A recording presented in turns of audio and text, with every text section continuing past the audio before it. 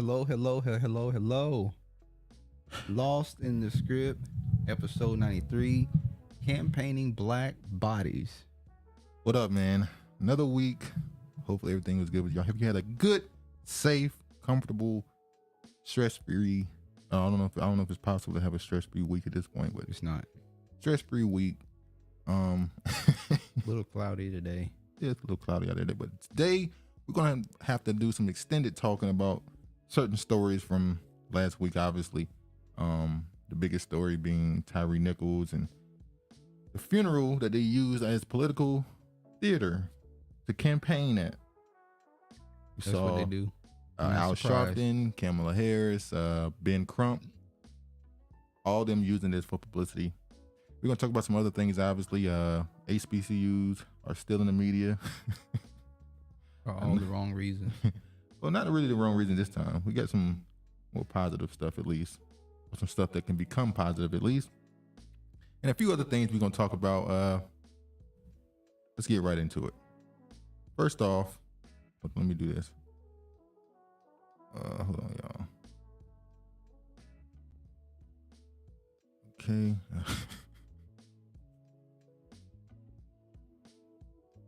All right.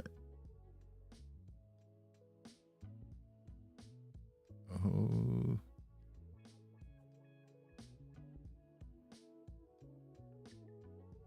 Here we go. What up, George? There you go. What? I'm sorry.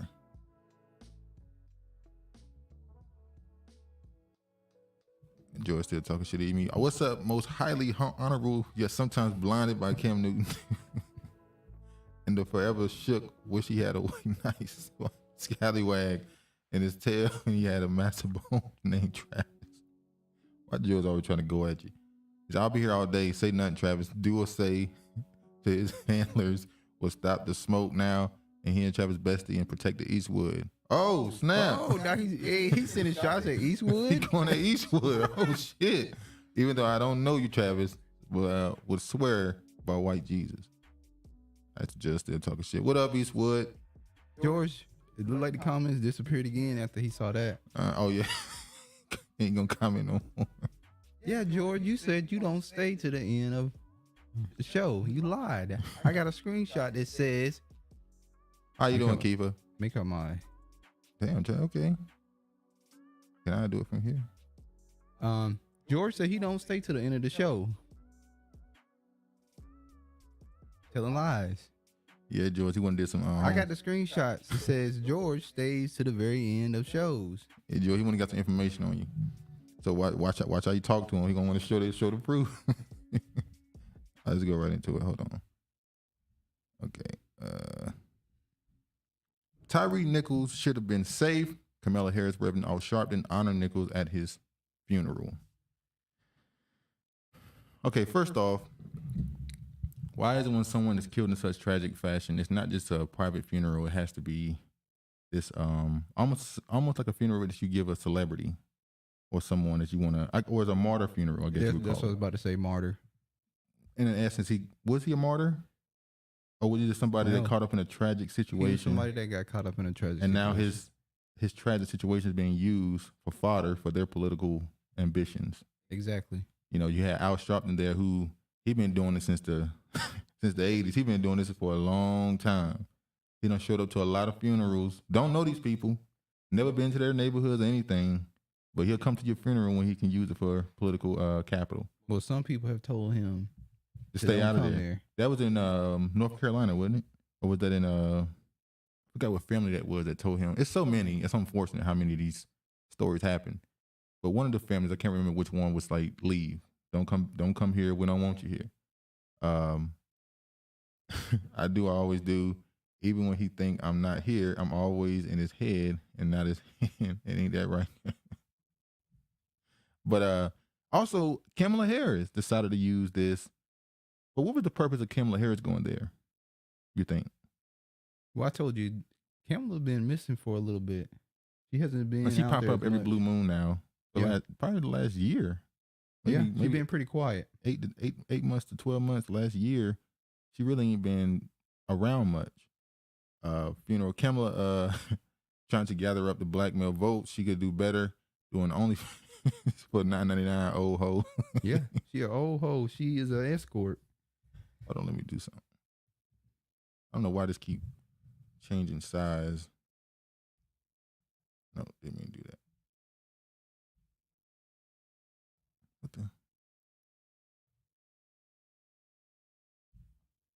Hey, whatever. Can't do it right now. You think it has much to do with the black male vote thing? What is Kamala doing? Kamala. But do you think it has much to do with the black male aspect of them trying to gain the black male vote? Keep in mind, they said that in 2016, I think it was 12% of the black male vote went to Trump. Then they said in 2020, they said 20%. Now they're saying the number is actually 12% in 2020. Of the black male vote. Yes, I don't know if the person who quoted that, I saw someone saying that, I don't know if they misquoted themselves by saying that, or are they now trying to deflate the percentage that Trump gained? Were they lying when they said 20% voted for him, or are they lying now when they say less than 20% voted for him? Do they want to deflate the numbers so that they don't? Because if you show too many people doing something, it becomes acceptable, so more people will do it. If you show too many black men voting Republican, that may lead the black male voter group to be like, oh, cool, fuck it. I'm going to go ahead and vote Republican. Next thing you know, they're getting 30, 35% again like they used to. So are they lying now or are they lying before? Probably lying before. Is Kamala the right person you would want to send? No, Kamala is not the right. Well, it depends on what you need her for. What job are you gonna have her performing? Well, yeah, that too. What special services is Kamala gonna be providing? Well, Kamala Harris has called herself top cop. She has from what we know, not the greatest record in California, where she was DA. She don't have the greatest record. She has done things and said things that has made her seem hypocritical. Obviously, the weed smoking thing, where she punished people for doing it, but she admitted that she did it. Lies. And then her father came out and said, we don't want that image on it. Then lying about her listening to Tupac. Exactly. When she was in college. So Kamala Harris was obviously the worst person to send, but I think, could you have sent Biden there? Or would that have been too obvious what he's doing? He was just in a black church, so why not send him back again? But he did that for Martin Luther King Jr. MLK Day. No, they were never going to send Biden. It's too much for the president to show up to a random citizen's funeral. No, they didn't do that. But isn't it the same with the vice president? Well, the vice president is lesser. So you think the vice president, they are meant to be the campaigner towards a certain demographic? Is that Kamala Harris' entire point, to be the campaigner for the black group? Unfortunately, it kind of flopped. Because the second he named her as his vice president when he was running, did it really help his numbers? No, she was one of the first people that was out of the race, the presidential race. So we all said that obviously she was given this opportunity for a reason. There's some type of plan.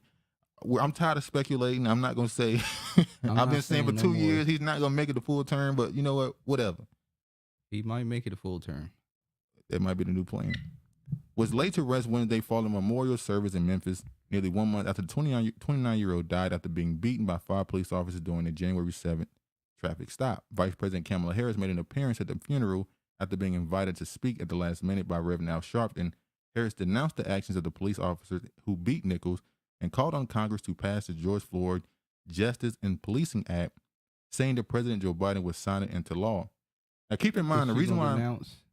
Go ahead. And repent for all the hoeing she been doing all these years. Keep in mind that not Kamala Harris, I'm sorry. The reason why this Policing Act didn't get through is because it was sabotaged by the South Carolina Tim Scott? No. Who? Clyburn. Clyburn. He sabotaged it when he said that he was willing to allow qualified immunity to stay in. I mean, to not be in it, which is the whole purpose of the bill. Clyburn changed things in the bill, or was willing to sacrifice certain things, so it led to nobody even wanting it anymore. It was Clyburn that did it. Well, they made South Carolina the first state for what's it called? Voting, the For primary voting. The primary voting. So that was the reward, I guess? That was a reward. Or was it his daughter getting a job? A little bit of both. All right, let me show this. I forgot to show this right quick. Another person who has been speaking about this. It's funny how Obama boy, since he been in the office, he been that word black just making his teeth white again. Like all of a sudden, he just know how to say the word black. Couldn't say it before. Before, if he tried to say the word black, he might throw up. Like it almost made him nauseous to say the word black when he was president. Now all of a sudden he blackity black everything all of a sudden. Obama ramps up calls for police reform after vicious beating of Tyre Nichols. He should feel nauseous. The things he be doing with Michael should feel nauseous. Why you always going after the black woman? Why you always going after the black woman? I don't go after the black woman. Okay, we're gonna move along. Now it's funny how Obama is doing it. Keep in mind, this man was the president with a majority in in the seats. He could have done something. Now remember when that dude, the professor, was trying to get into his own home, and the police officers, he was harassed by police trying to get into his own home. Yeah. And Obama invited the police to have a drink with him at the White House. But now he's out here talking about, and keep in mind, underneath Obama, because I like this whole thing about how underneath Trump, then he got so much worse. We had Trayvon Martin. What's the little kid name out of Ohio? Tamir Rice. Freddie Gray, right?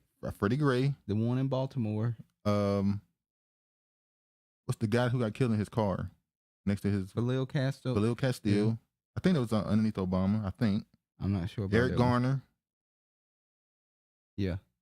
Why is it underneath Trump?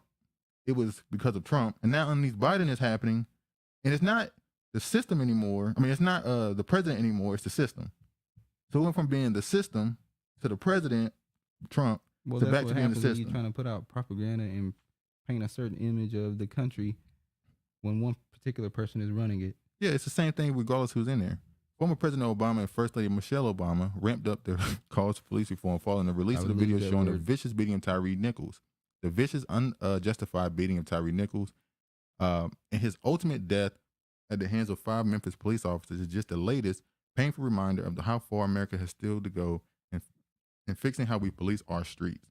They tweeted Saturday. Now, obviously, this was about 5 days ago. Now, I'm going to show this.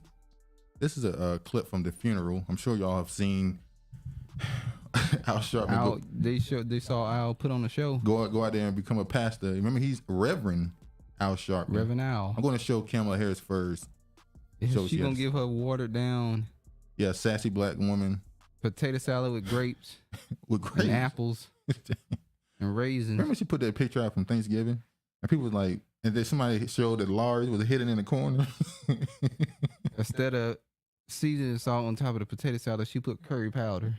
Curry. Curry, no damn thing. I was, as a senator, as a United States Senator, a co-author of the original... Paprika, you want to get some color to it? Or paprika. You want to put color to it. I was, as a senator, as a United States Senator, a co-author of the original George Floyd Justice and Policing Act. And as Vice President of the United States, we demand that Congress pass the George Floyd Justice and Policing Act. Joe Biden will sign it. And we should not delay. Oh, and I think I was correct. If I'm not mistaken, I think this man here is his stepfather. I'm not sure. Is this C-SPAN or a funeral? Oh, is it political? Is this the floor of the damn house, or is this a funeral? I can't lie. Black Caucus. It is kind of C-SPAN. I do agree. It is kind of strange. We had a funeral talking about getting policies passed when we were supposed to be mourning the death, and celebrating his life, but instead you make it about political things. This could have been done afterwards. Maybe you should have the funeral and then after the fact host some type of rally or something and do this. But maybe we just out of touch. And we will not be denied. It is non-negotiable. And with that, I'll just, Pastor, if you don't mind, one of my favorite verses in Scripture is Luke chapter 1, verse 79, which tells us God will help us to shine a light upon those who sit in darkness and in the shadow of death, to guide our feet in the way of peace. Let our memory of Tyre shine a light on the path toward peace and justice. Thank you. How about that scripture that tells us the wealth of the wicked belong to the righteous? How about that one? how about name that scripture? literally means devil. Yeah, Kamala literally her name actually in their own language means devil. So it's funny because when people had that thing about whole Antichrist becoming the president, the woman, she fits it. The white evangelicals, the white evangelicals, Christians, they've saying it's gonna be a woman. Now they're saying it's gonna be Kamala Harris as the Antichrist. They said Obama was an Antichrist too. Oh, they did that because anybody with a little color. Yeah, of course they gonna say that. Yeah, he had a little too much color for him. They found out he wasn't about that life. Look at Al with that slip back.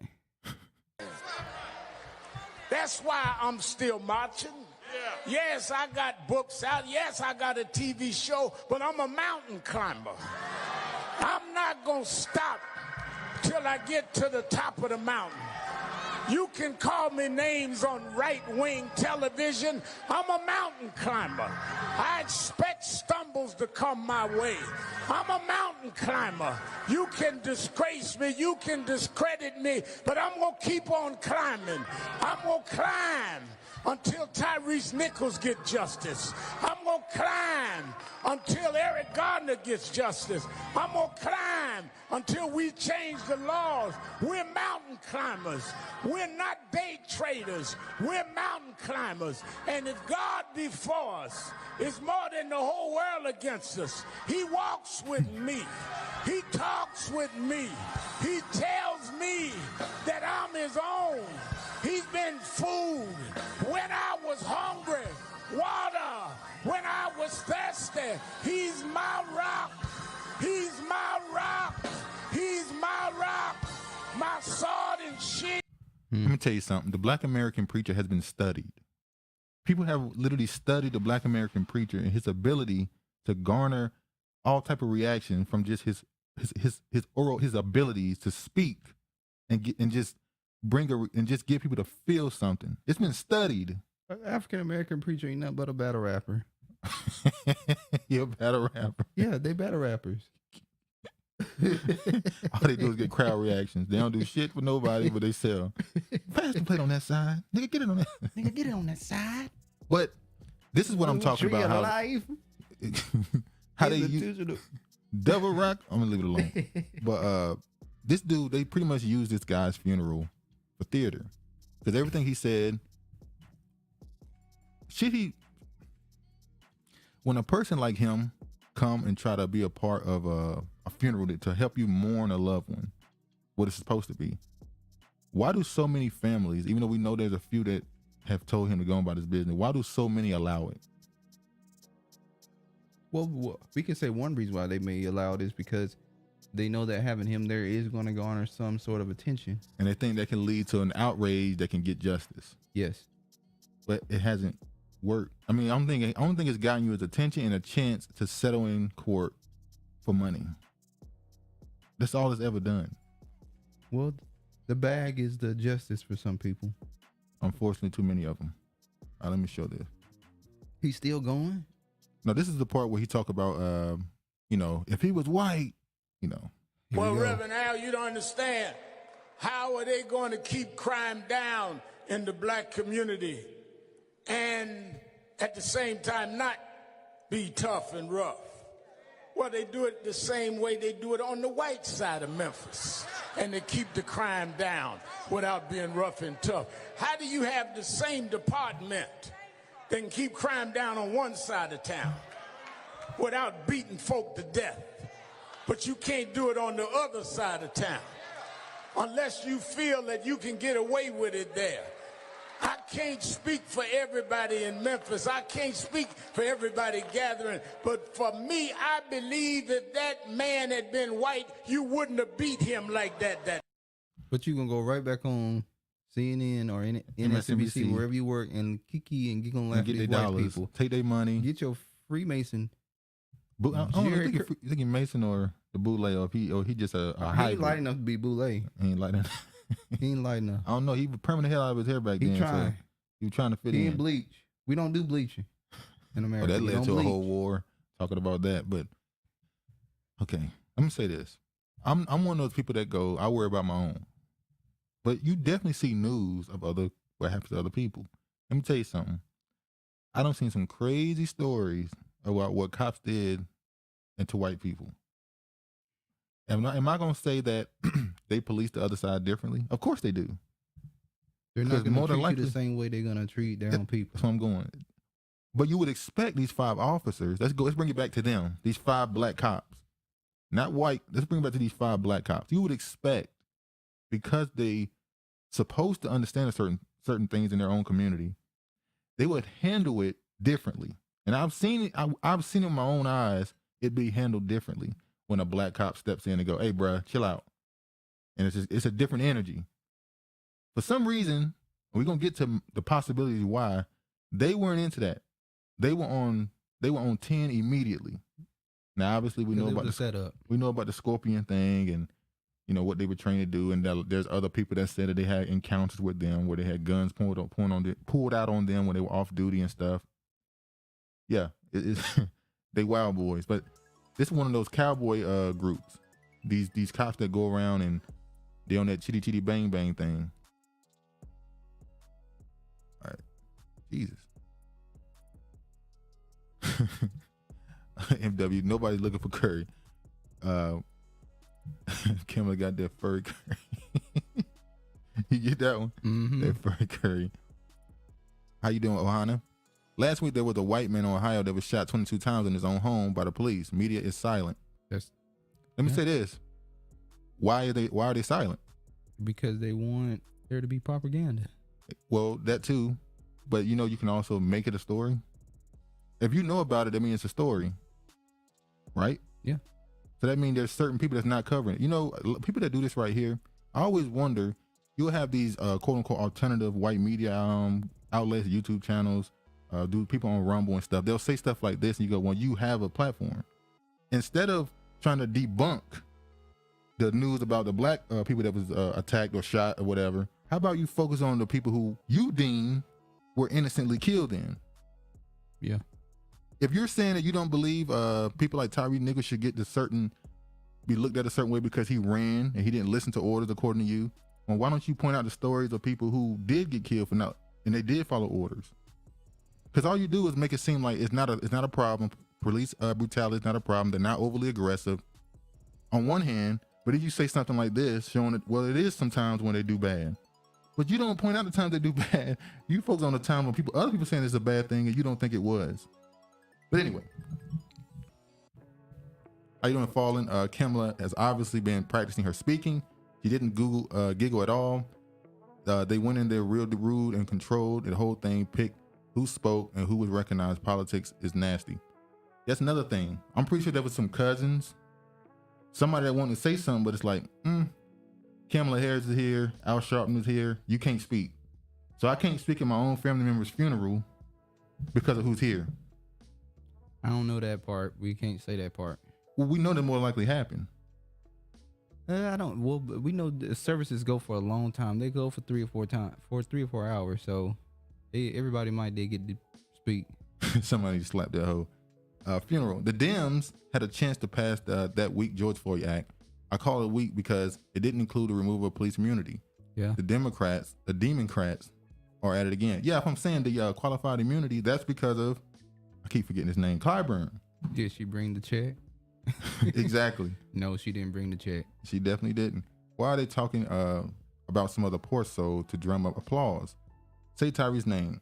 At least name the bill that won't get passed after the guy whose funeral you're at. Yeah, that's kind of crazy. You're at my funeral or you're at my son's funeral. You're talking about George Floyd bill.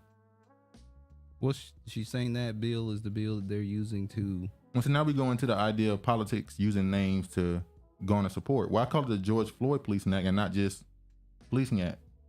That's true. Well, most time they put a name with it to say who that name is created the one it. that started. But now that you're at policy but now you're at this funeral. act. Now you're at this funeral bringing up a name of somebody else. So now forever, that name is going to be synonymous with the bill. And regardless of how you feel, George Floyd is going to bring certain emotions out of people or certain thinking out of people, whether people agree with certain things or not.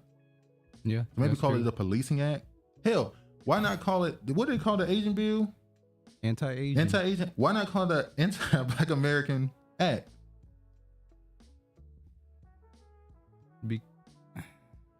Or Anti-Asian Hate Act.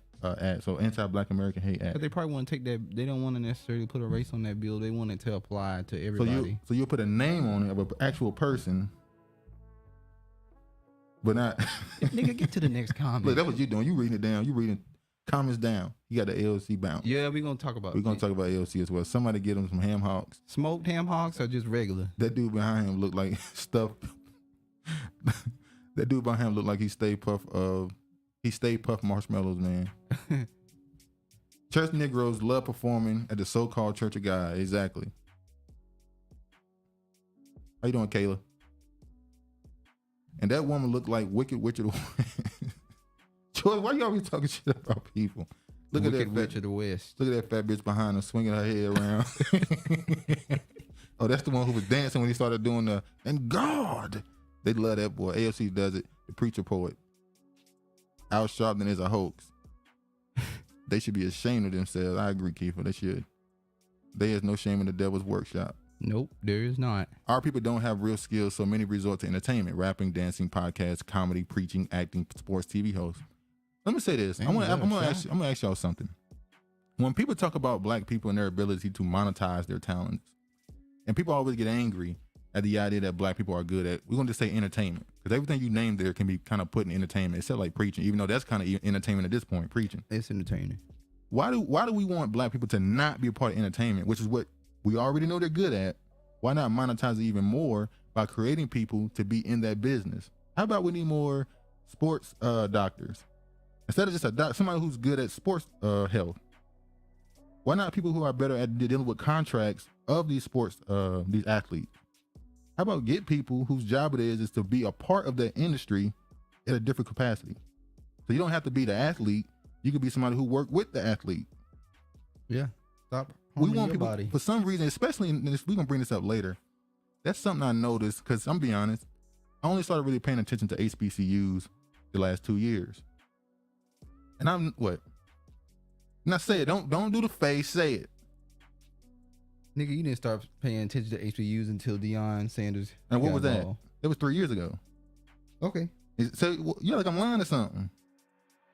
You see how you're like, I'm lying? I'm telling the truth. Anyway, and what I noticed is there's a stigma. A lot of HBCU people don't like the idea of their schools being known for sports. So they'll constantly brag about how they actually put out CEOs and all this other stuff, and that's great. But why would you dislike the thing that can bring the school more money? There's a reason why all these other PWIs are worth billions, is because they bring in the most money through particularly football. So why are you against the thing that can help you the most? But anyway, that's besides the point.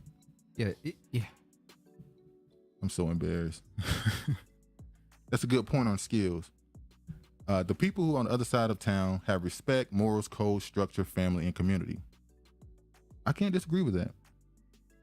Now that goes back into what's his name? What? What's his name? The dude said to blame single black mothers. Jason Whitlock?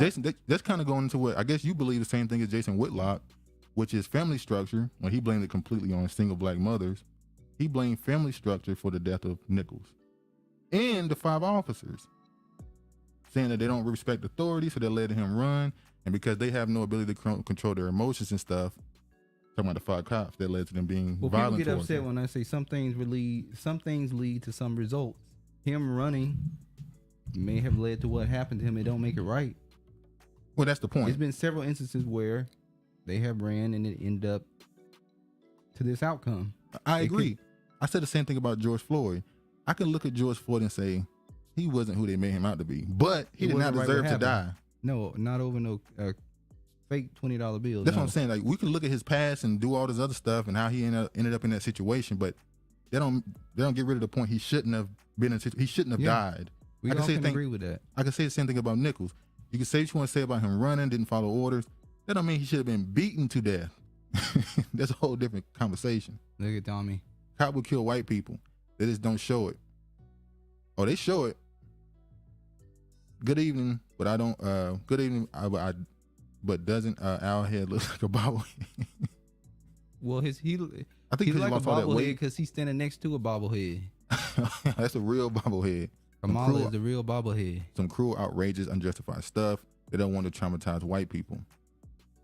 Let me say this right here. Is it possible the reason why they don't show the constant trauma porn of white people is because they understand how it would affect their psyche? Exactly. With black people, they don't want to have that image on their people. So with black people, we see on TV, obviously the violence and all the other stuff, but we also see the situation where police is beating the hell out of you. So you're constantly in a situation where you're hopeless, constantly depressed, and all this other stuff. So yeah, you're right. They probably don't show that type of thing because they understand that affects how they think of themselves. The same reason why in schools, they're careful what they teach their kids. What? You trying to scratch the show. I know exactly what you're doing. You trying to scratch the show. That's why you're going on these long sabbaticals. They worrying about the group and gangs and the police in Memphis. Why are they not referring to the FBI reports of gangs and the police at start? They've been talking about gangs and the police for a long time. White people got to keep white supremacy going. It takes lawless criminal stuff you can't be shy about doing. Don't show the ones who get their card pulled. It might discourage the behavior. What up, woke folk? If a Crip gang member stopped you and asked you, what are you doing around here? You would answer and say, visiting my grandma. You wouldn't run. I disagree with that completely. So that means, what's the story in Atlanta? What? The guys who's tried to stop the guy and asked him what he was doing, he ran. And people was like, you supposed to stop and answer his question? I don't know what the you're guy who was, about. they said was jogging. Oh, you're talking about Ahmaud. Ahmaud Arbery. That's police officers, though. They weren't police officers. Yeah, they weren't police officers. That's my point. But she's saying you won't stop. Sorry. That was the man and his son. He was in a neighborhood and they did the cameraman, yeah. Yeah. So she's saying you'll stop for a gang member, but you won't stop for a cop. Well, I'll say this. Well, are you saying that people are more afraid of the cop than the gang member in that situation? Well, that exists in different parts of the country. Because I ain't never had to do Seattle or North Carolina, you're not necessarily. But it exists. We're not. That's a good point. But it exists. It exists. And people do stop. I don't know how to answer that. I'll be honest. I've never been in that situation. That's why I say them Californians and they're rough. I guess you could say, if you're willing to stop for the gang members, you should stop for the cops, who are supposed to be an authority figure. But I guess you could say, but they see the gangs as an authority figure, or do they see fear? They see fear. That's my point. I think when they look at the cops, it's an authority, but it's also because of the culture we're in. The cops are looked at as, you don't want to be around them, get away from them, whatever. Well, you can also say they run because of fear too with the police officers. But why not run from the gang members? Is it more assumed that the gang members are 100% going to chase you and beat your ass versus the cop? If you run, what do you expect to happen? Yeah. Hey, Keela, she has some very good questions. Yeah, she's the Regina today. Regina not here today. So Kayla, a lady wanted to speak. They said she supported Chelsea Bodine and wasn't a good look for the brand party. Someone asked if they was going to revise the bill. You know what they said? They don't want to change the bill that would save to other guys. Eastwood. Get my reparations check. You travel too much, Eastwood. May I get my check first because I had my passport since 2016. I have yet to use it formally. That ain't his fault. Dealing with contracts equal lawyers, not entertainment. You're not an entertainer, but you are a lawyer. Oh.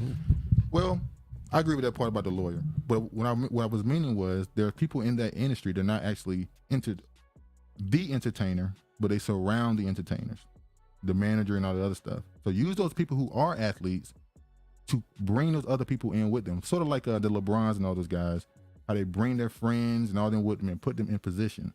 So don't discourage people from going into the entertainment industry. Tell those people that's going in that industry to make sure they, give back, bring people with them. Yeah. That's my point. That man, I knew they were trying to kill him. We don't have to pay there and be murdered. A basketball player, a doctor, and a lawyer can all work for the NBA, but only one is an entertainer. I agree. The PBI will bring money through research. Well, that too, but it's not like a bulk of that money ain't through the athletics department. We died and everyone spew racism at us. No condolences or anything. Black killed and we get attacked. I don't even want to know the mind that sees this and immediately attack any black person you see online. Yeah. All right, move on. That's a lot. All right. It's funny, we just talked about this too. Let's Clyburn calls for Democrats to compromise on policing bill. So now he wants them to compromise again. He's already made one change to it. Now he want to make another. Well, he must be pretty special. They give him whatever he wants. Well, he's supposed to be the one who He the whip. No, yeah, and he's also the one who got probably the most influence amongst the Black Caucus. True. That needs to be disassembled and needs to go away. You want to get rid of the Black Caucus? The fourth-ranking Democrat in the House is urging members of the party to compromise on a policing bill instead of attempting to pass the perfect piece of legislation. There's no perfect bill. The longtime congressman told the Washington Post in the early 2002 interview published on Friday to keep trying to get the perfect piece of legislation rather than a good piece of legislation. I just don't know if that's a good thing to do. Can you fight for us as hard as you fought for those Native Americans to get their land back? Clyburn pointed to the series of civil rights legislation passed in the 1960s and the early 1970s as an example. When we passed the Civil Rights Act in 1964, it didn't have voting rights protections in it. It didn't have housing in it. It didn't even apply to the public sector.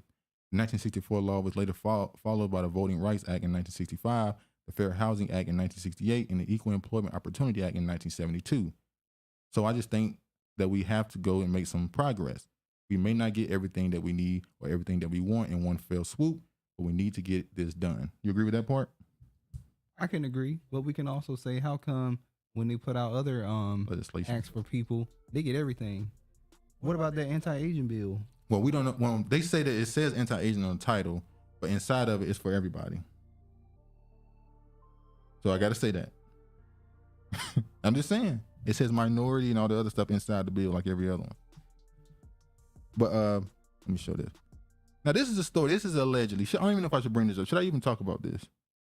You like the gossip, so go ahead. Should I even bring this one up? I'm just going to go through this one. You got it on the screen, so. Tyre Nichols worked at FedEx, allegedly having sexual affairs with Officer Demetrius Haley's ex and his baby mother, who also works at the same FedEx. Baby mother. Get this, Officer Haley was seen several times taking photos of Tyre after they was brutalized and sent them to her. That is not proven. Most people think that's not real. That's not. But it's a thing that started getting a lot of attention. I saw a lot of people talking about it. Does this help more than? Did this hurt more than it helped though? When you say you're trying to help them solve the problem or get a resolution out of it, but you're doing this, which is possibly spreading a false story, does that hurt more than it help? I lost my train of thought looking at that damn comment George left. What'd you say? Sorry. Does that type of story, putting that out there, even though it might be fake, does that hurt more than it help? Well, it's gonna hurt if it's not true. That's my point. But some people like to turn things into a soap opera.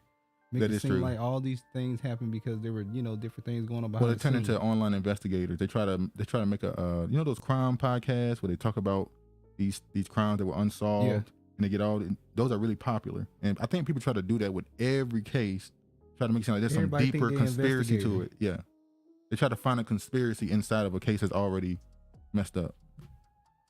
Most of the time, cops will take white people in. They would treat them with respect, feed them, and take them to the station with dignity after killing a cop. Well, that's true too. We all remember the story out of Florida with a guy who was laying on his back with his hands up and they still shot him.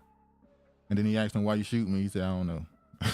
So that happened. And it was as well. actually it was a kid he had that had some type of disability. Yeah. He had the toy gun, but they shot the black dude. Yeah, it is. Bill F. Clyburn and his dry ass fish fry with no sides.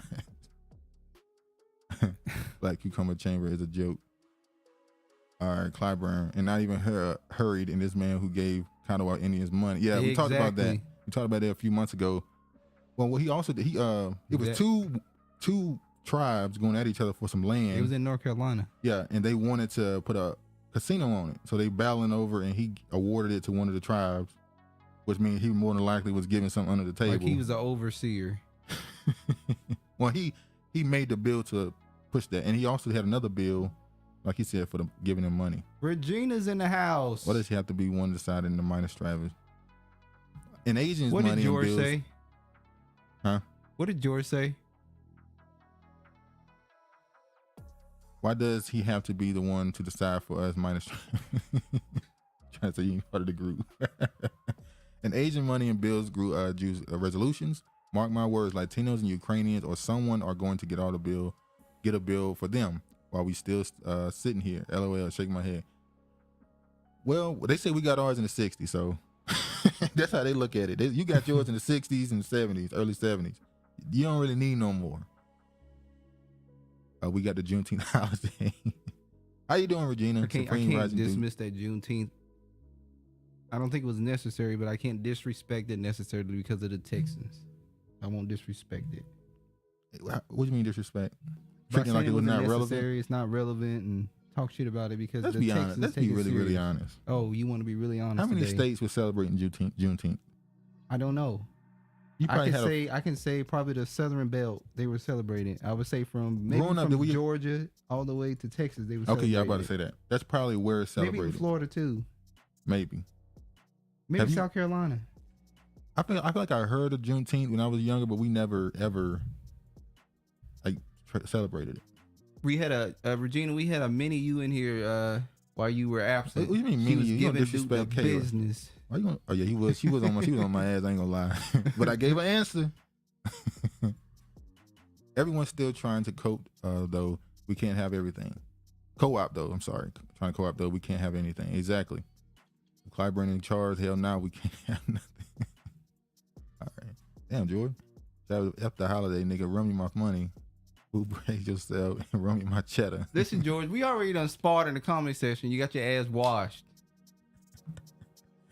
You and George.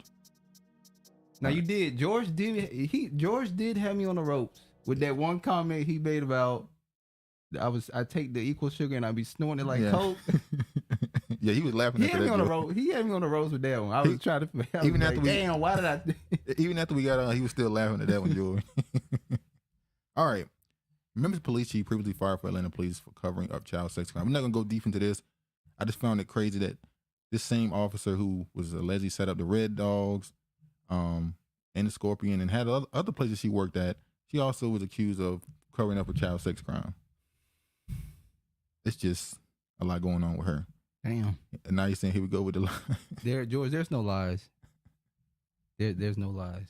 George say you're lying on him. You lose again. All right. White cop charged in Tyre Nichols' death, even after video shows him, not charged, I'm sorry, in Tyre Nichols' death, even after video shows him tasing fallen man. Now, the first saw that they said, oh, he tased him first. He was the first one. I don't know about all that. Point of the matter is he was there. He was a part of it, but for some reason, they excluded him to start. How he was able to get out of that, I don't know. Wink, wink. Now let me show. You know how he was able to get out of that. That's the point. Memphis cop Preston Hemphill fired for a role in Tyre Nichols' deadly arrest. He was an innocent bystander. Jordan, I see this George be going in on you. Because you be playing up this character, you're going to create it. They just had to throw a white man in it to, make these Negroes look better. That's what's going on. Well, you said this is all theater. So is the purpose of them making it all black means that was the agenda. And they actually was hiding him to make it the agenda you think they're trying to make it as. No, he was just a cherry on top. Okay. Oh, he the whipped cream on the Ooh. Oh, here you go. Just going left with it. Let's move on. Cream. I didn't say nothing about no whipped cream. The 6th Memphis police officer has been fired from his role in the fatal arrest of Tyre Nichols. The department announced Friday the police Preston Hemphill has been terminated after the administrative investigation found that he violated multiple department policies during Nichols' January 7th arrest. Hemphill, who was already been suspended, violated the department's policy regarding personal conduct, truthfulness, compliance with TASER regulations, compliance with uniform regulation and inventory, and processing recovered property, the department said. He had been a member of the police force since 2018. Damn, he sure wasn't on there for long. Most of them don't make it that long in these type of cases. Cause they like whooping people's asses. That's why they don't make it that long. But I've seen that case out of was it Louisiana or one of them, where the cop was bragging about he done shot 12 people. He killed 12 people. Remember that story? Oh, he was texting a black dude. Texting. He was on the call. phone. He was recording him. He was being recorded by a black dude. Yeah. Shelby County DA not ruling out charges for Preston Hemphill, 6th officer named in Tyre Nichols' death. Probably won't charge him. They probably won't. We know he didn't run. He wasn't chasing your ass. Look, man, if you see him and he tell you to stop, stop. Because he going to shoot. He not chasing you. He might can't aim, though. Nah, they're the ones that shoot the best. That's all they do. They just practice their aim because they ain't running. 7th officer relieved of duty and 3 first responders fired after Tyre Nichols' death. I tell you what, a lot of people are losing their jobs in the fallout of this. Now, you told me, I didn't see nothing about the first responders. Oh, you say one of the black lady, I think she was a supervisor. Yeah, I think she so. Didn't even get out the damn the thing. She stayed in there. Let me just go ahead. This would make it seem like, the speculation of, this was a setup. It was intentionally done. Because you would say, why would she sit there and not get out and try to help them? Who knows? 3 Memphis EMTs fired for their response to the fatal shooting beating of Tyre Nichols. The 3 personnel were found to have violated multiple department policies and protocols, the Memphis Fire Department said Monday. The 3 EMTs who responded to the fatal shooting, whatever, we saw that, Robert Long, Jermichael Sandridge, and Lieutenant Michelle Whitaker, were found to have violated multiple department policies and protocols in their patent response to the Nichols on January 7th. The fire department said their actions and inaction on the scene that night do not meet the expectations of the Memphis Fire Department and are not reflective of the outstanding service service the men and women of Memphis Fire Department provide daily in our community. But only two of them got fired. The white dude and the black dude got fired, but she was able to keep hers. I'm not fired. I'm sorry. Their licenses were suspended.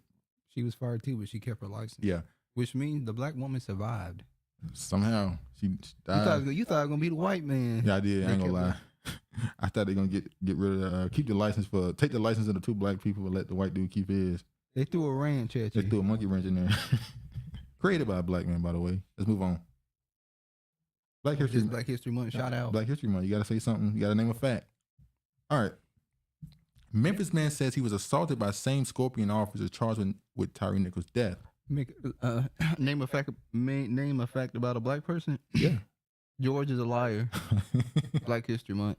I thought someone was trying to carjack me. You know what?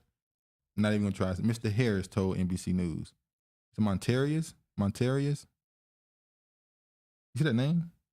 Is that Montarius? I think it's Montarius. All right. A 22-year-old black man said in an interview that he was assaulted by a group of Memphis police officers that included the 5 former officers charged in the beating. Montarius Harris said that he was beaten up 3 days before Nichols was attacked by some of the same officers who were with the now disbanded Scorpion unit. He said that the black-clad men who ordered him to get out of his car on January 4th did not identify themselves and that he had no idea they were part of a special crime fighting squad that would be implicated in Nichols' death. He's a black Aboriginal. What? He's a black Aboriginal. How do you know that? Certain facial y'all features. trying to just throw identities on people. Chill out. What you mean, chill out? That's not. You don't know how I said. You don't know how he identifies. Okay, we move on. Brother of Tyre Nichols says he hopes all 5 cops die. I don't mind this. I mean, something happened to my family member like this. Yeah, I would have the same feelings. Well, he most certainly has a different reaction than the one in Texas. What's his name? Amber Geiger. Amber Geiger. Their brother was in the courtroom thinking about when he was gonna go. When you get out, make sure you call me. No, he ain't waiting till she get out. He's having conjugal visits with her. He want it. Got to have it. He's the male version of got to have it. So I agree with you. This response is not what we normally get. The first thing we get after these things happens is the parents come out and say, we want peace. And you'll have some family member, some uncle or aunt will say, we forgive them. You're not hearing that with this case. When it's the niggas implicated, it's blood they want. Back in blood, as they say. But I don't want to do the whole, when it's them, it's okay. When it's us, it's a problem. I ain't want to do that. We're going to move on. Omega Sci-Fi revokes membership of 3 officers involved in the death. What of course, mean? they come out of a fraternity. And it's like, when this happened, I'm like, what else you gonna do? That's why they so aggressive. Oh, trying to get the masculinity being challenged. Trying to get the masculinity back in them. Yeah, I remember when they did that documentary called Burning Sands on Netflix, and they were mad that they did that, showing the hazing they do, and they go a lot further than hazing, honestly. George is college educated. Huh? George is college educated. Yeah. George is an intelligent man. He said, "Did you even go to college? Do you not know what definitive means?" Yeah, never is not definitive. George just thinks I'm just this idiot. Wow. Police killing of W. No, Negro. I chose to take on a career path that I wouldn't be in debt. You begging Biden to pay off your damn student loans. I ain't got no student loans. Police killing of double amputee in wheelchair sparks outcry and demand for answers. Here's another case, and I'll say this, I'm not going to, because last time they did this, they gave us a damn 18 or older, whatchamacallit. You got to be 18 or older. You got to be signed into a profile to watch our last show. I don't know. That's how they do it. I'm trying to show. All right. So this guy he's a W amputee. He has no legs. He did have a knife. And he was, I guess you'd call that running. He running with no legs? Yeah. And they shot him. And people are asking the question, did they do too much? Yeah, they did too much. What were they going to do? The police officer said they were afraid he was going to throw the knife at him. Yeah. But there's another aspect, like Kelly said earlier, why are you running? You're in a wheelchair. You know you can't run. Now, was he out of his mind? Is he having mental problems? Is he on drugs? I don't know. It was uncalled for. Let's see. The death of W amputee wielding a large knife, whom police shot in Huntington Park, California, has sparked a national outcry against the use of force against a person with disability. Police say Anthony Lowe, a black man who lost both his legs last year, had not yet received prosthetics, stabbed a person last Thursday. So he stabbed somebody before. So he's proven to be a danger. Let me finish. Before the use of the stun gun and shot him about 10 times through the upper body. Lowe's family 10 times? Yeah. Lowe's family questioned why it was necessary to kill a man who needed a wheelchair to get around. Well, I mean, he stabbed another person. Okay. Let's. Keep in mind, by the way, I know the devil don't need an advocate, but I'm an advocate. You like being devil's advocate. But I'm just saying, from their perspective, he has a history. Yeah, he has a history, but this man don't have no legs. What is he going to do? He ain't had no legs when he stabbed the other person either. What other person didn't know what they were doing? They're supposed to be trained professionals. They should know how to go at this situation better. Exactly. Professional. I do agree they were trained to deal with this, and the expectations, unfortunately, if they don't like it, it shouldn't be a police officer. Expectations for a police officer are higher than an average citizen. Your job is to deal with these situations. 10 times? Yeah, that's kind of. They clearly want him to just be dead. What is he gonna do? He's gonna try to stab him. This ain't like a person that was not born without legs. You know, their upper body is strong. Strong as hell. Yeah, he look kind of swole. He do look a little swole. Yeah. Or he just got rest some in big peace. We're not mocking him. Well, I know I'm not mocking him. Yeah, I'm just making sure to let it out. But yeah, they could have handled the situation totally different. I want to achieve truth and justice before if anybody else would have shot Anthony with him being a disabled person. He would be in jail now for murder. Ebony Simon, the mother of Law's 15-year-old son, they wouldn't be out here taking leave with pay.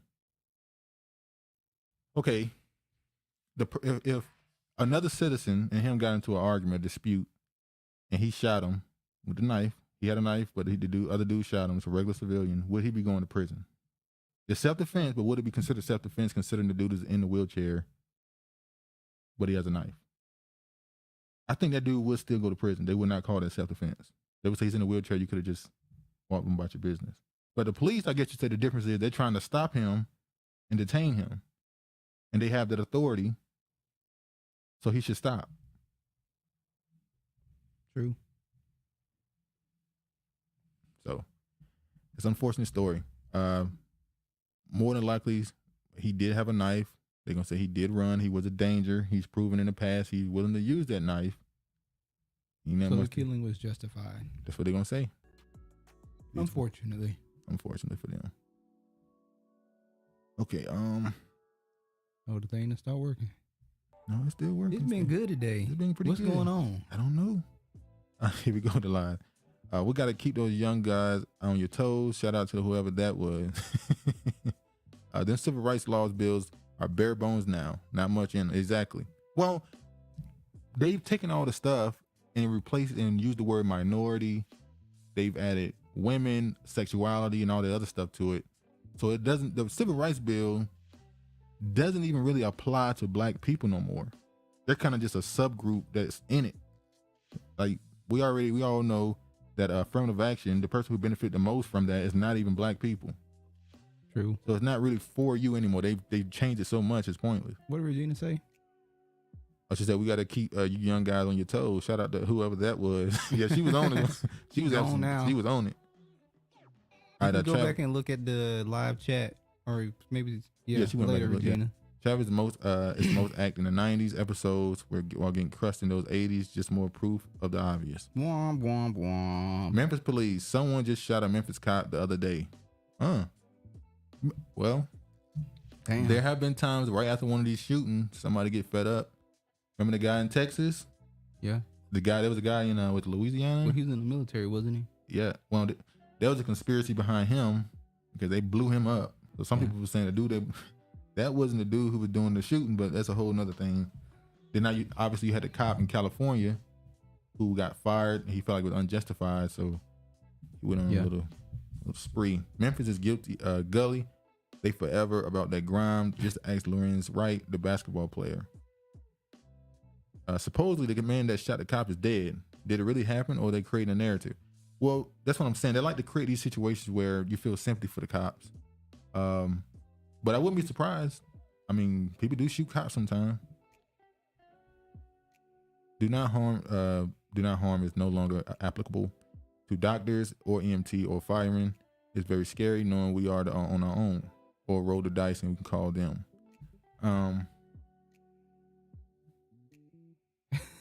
Wait, ain't that the same thing in Chicago? What?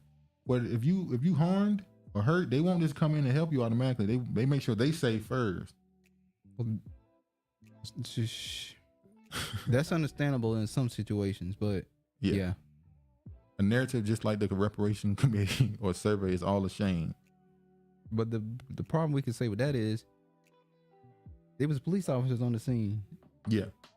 But that wasn't an excuse for them to stay in the vehicle, so no. Yeah. He looks just like me and my family. My Terry is LOL at the name. I don't believe him. You don't believe? You think he just could look up a cloud? You think he just? Yeah, I remember that Scorpion team. They beat me up 4 days. Sad to say.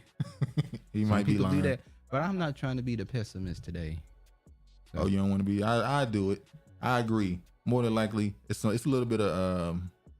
I'm gonna say that it's 50-50 with me because it's a chance he lying his ass off. He probably was pulled over by cops, but it wasn't them. Well, it would be 50-50 with you. You like to stay in the gray. You're lukewarm.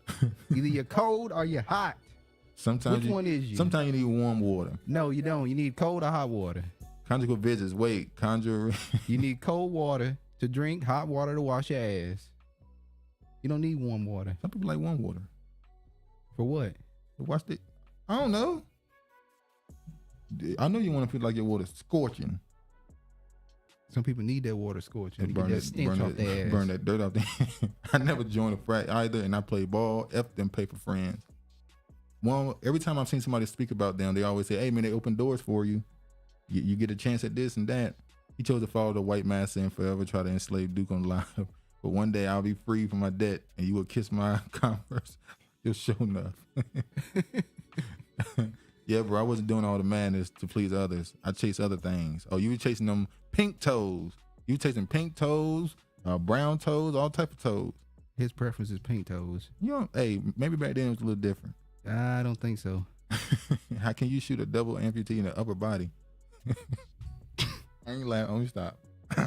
You know what? I didn't say nothing because I was gonna say the officers gonna say we can't shoot him in the legs. All right, you doing too much.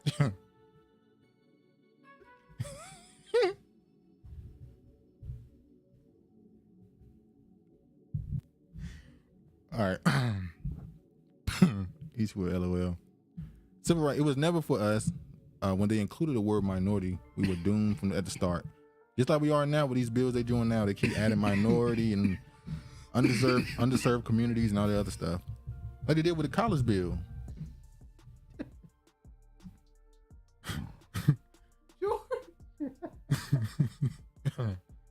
All right. Oh my God.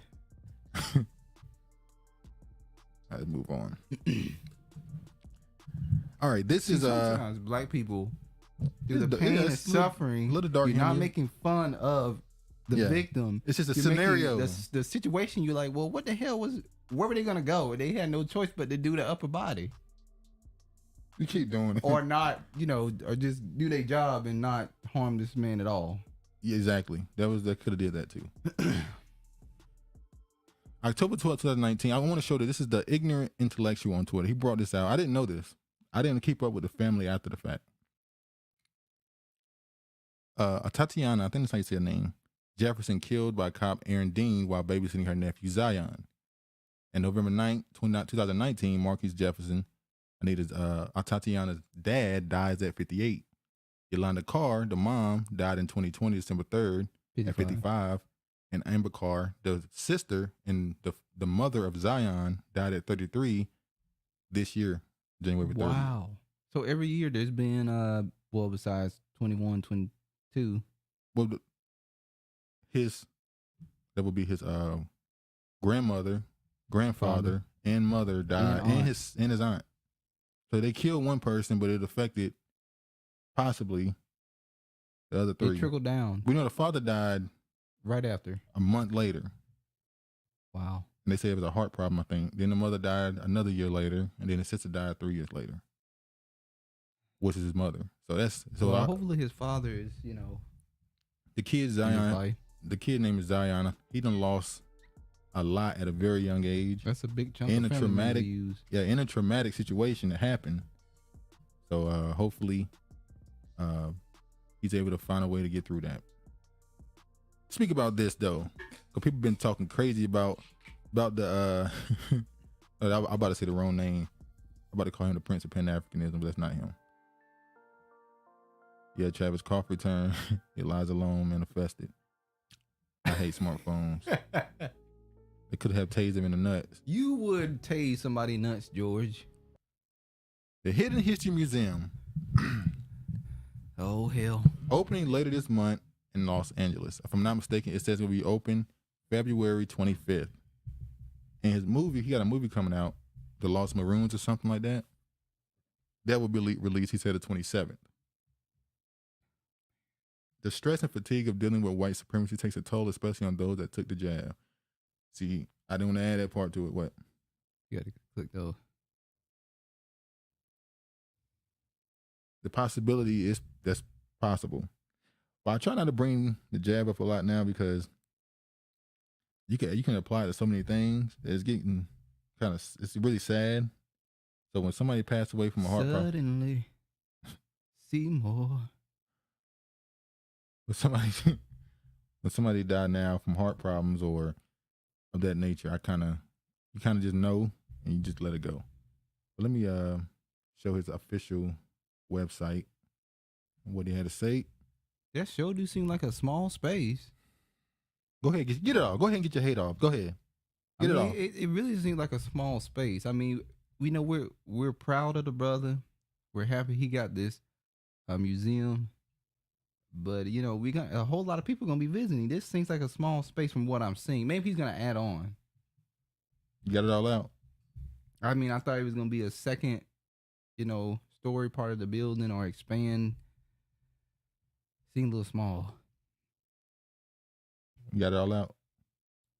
But I'm proud of the brother. This new thing people do where they'll say something, they clearly...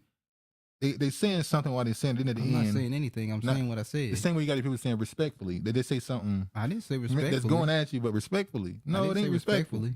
Okay. I just simply said what I said. Okay, you said opening February 25th, 2023. Would you like to visit the museum? Yeah, I would. To take pictures and, Yeah, so you can try to mock him. Chad, man, you be hating on Tariq. Shout out to Tariq, man. Shout out he did to what he said Tariq. he was gonna do. Said he gonna open a museum, and he opened a museum. Small ass museum. Just because you come out with a concept, I mean, it's automatically what it's gonna look like. The concept. Well, what he showed us was different, though. That was the concept. That don't mean it was exactly what it's gonna look like. Don't put the concept out and then you have to change it and make it into something else because then there's a higher expectation for what you presented. That's what Akon did. He put out a concept. Well, I don't give a damn about Akon. I don't plan on going to Neverland. It ain't never gonna exist. It's just dust and debris rolling around where he's supposed to be building this place. I'm talking about Tariq. Okay. I'm gonna show this too, because Tariq has a lot of people that go against them, especially that museum. I remember I saw a black dude from another country. I don't know what country he's from. Black immigrant, I guess. Heather. He went to the museum, outside the museum, and said, "Look inside there. There's nothing in there." He was trying to talk trash. You gotta let the man get it together first. But he was talking trash. So I'm gonna show some stuff that's been going on, because every Black History Month, it just becomes a war on social media. The past 2-3 years. Yeah, ever since the ADOS FBA thing started. So I'm gonna show y'all some stuff and some reactions. So this person here said, let me show it like this. If your pro-blackness doesn't extend to the entirety of Black people around the globe, then you're not pro-Black. Anti-Blackness and anti-Black racism is a global phenomenon. Therefore, your fight against this and the analyst of understanding this needs to include the global population of Black people. Then they added on the trans and stuff. Well, what does the idea of pro-Black come from? You tell us. Where does pro-Black come from? Wherever it comes from, that would be the identifier of what it represents, right? The source. Exactly. So, do you agree with the fact that you can be pro-Black and not have any care about anybody from another country, Black people from other countries? Because you be talking shit, but you care. You don't not care. People, let's be honest. The thing that try to be joking. Not all the time. Not all the time. Sometimes be serious. Try to be joking, but you care. It's not like you don't care. It's not the fact of caring and not caring. You can care about Black people globally, but you also have to understand we have separate struggles. We're in different situations, and some things don't pertain to everybody. Black History Month is for Black Americans. It's not for all Black people globally. If y'all want yourself to be celebrated, then create your own Black history. Well, you don't need no Black History Month because y'all the majority of in your country. So I don't understand. Besides the UK, but y'all choose to go there. So I don't understand. Let me show what Honorable Sienna had to say. Shout out to Honorable Sienna. The fleeing majority Black nation for opportunities that others created isn't pro-Black. Black people around the globe need to learn the basis of pro-Black. Pillaging off other ethnicities isn't pro-Black either. That's true. Okay, let me show this right here. Somebody responded, African Americans have been inclusive until we discovered everyone else had an issue with us. Now y'all want to cry all over the globe. Y'all are exhausting. But this is what I've been saying. This right here, this is what I've been telling you for a while. Yeah, you have said that. This is what I told you. What you credit, what you said. Their feelings have been this, and this guy is South African, and he finally said the feelings that I knew they already had. He said, the issue we have is y'all colonized Blackness, stamped your own experience and perspectives on it, and made everyone else have to pay tribute to you to reclaim their own identity. You gentrified and Americanized what we all feel, and in doing so, silenced the rest of us. That's unfair to say that we colonized Blackness when we were the ones that called ourselves Black. Y'all was calling yourself by your nationality. Yeah. I'm South African. I'm Nigerian. I'm Jamaican. So to then now and say I'm Black because you want to reclaim your identity is unfair to say, well, we colonized it when we created it. It's crazy. He went on to say, Black Americans merged their racial struggles with American exceptionalism and created something that makes them feel that they're reconnecting with the culture they're lost through their violence of slavery and oppression, but without necessarily inviting the rest of us to the table. And y'all absolutely refuse to learn, to converse, to listen to anything that doesn't affirm your own views. You're the white people of Black people. You're the Caucasians among the rest of us Black folk. It is kind of the audacity to say the rest of us Black folk when that term, the idea, anyway, we move on. But somebody went on to say y'all, because you know that's Black American. Yeah, exactly. And she did like, in my defense, I never said we don't appreciate Black American culture and what you've contributed. I'll proudly speak African American vernacular English or Ebonics while criticizing y'all for the stuff y'all do get wrong. This is the person in South. This is the person in South Africa. I'm sorry, not in South Africa. I'm sorry. They're in Lesotho, completely landlocked by South Africa. And that's how they talk. South Africa. But it's how they talking. That's what's like. But I told you, I feel like there's this Black History Month, and we're going to go into some Black History Month topics now.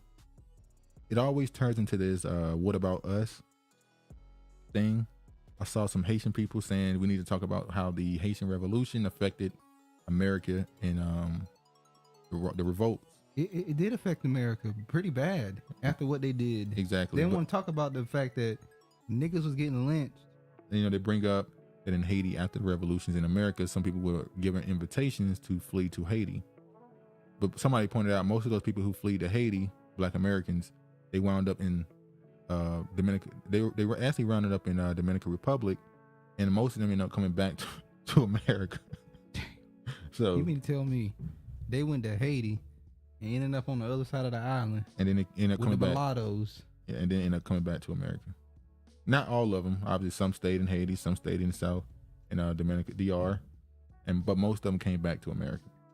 So, same with, we can say the same thing about Canada too, right? A lot of Black Americans went to Canada and ended up coming back, which says something.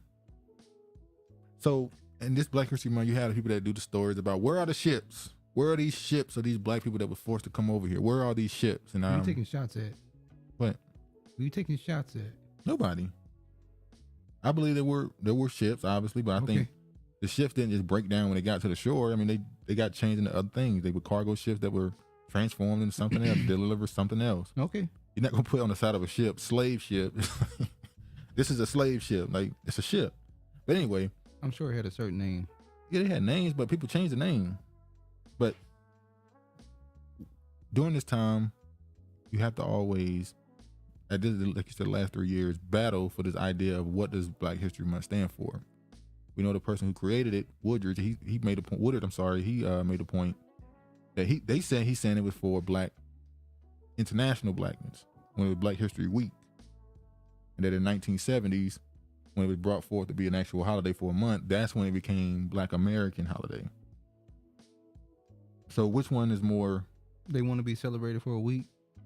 No, I'm saying that the original purpose of what they feel Black history, a week or a month was supposed to be, was international. They feel. Well, that's what they said. He said, and he did write it down. Now he apparently he changed his views on certain things. I don't know, but I read it. He said it, but then when it was brought to be a month, it was like Black history, Black American history. Because in America, it's Black Americans that's making it. It's like we're gonna focus on Black Americans. That, I mean, so what's the point of talking about it if now that it's being? But it's like is what it is now. It's never been a point where you can't talk about somebody else. It was just that in America we didn't talk about nobody else. You can bring somebody else up. Like, okay, do we want to? You think it's a bad thing? It's not a bad thing, but why?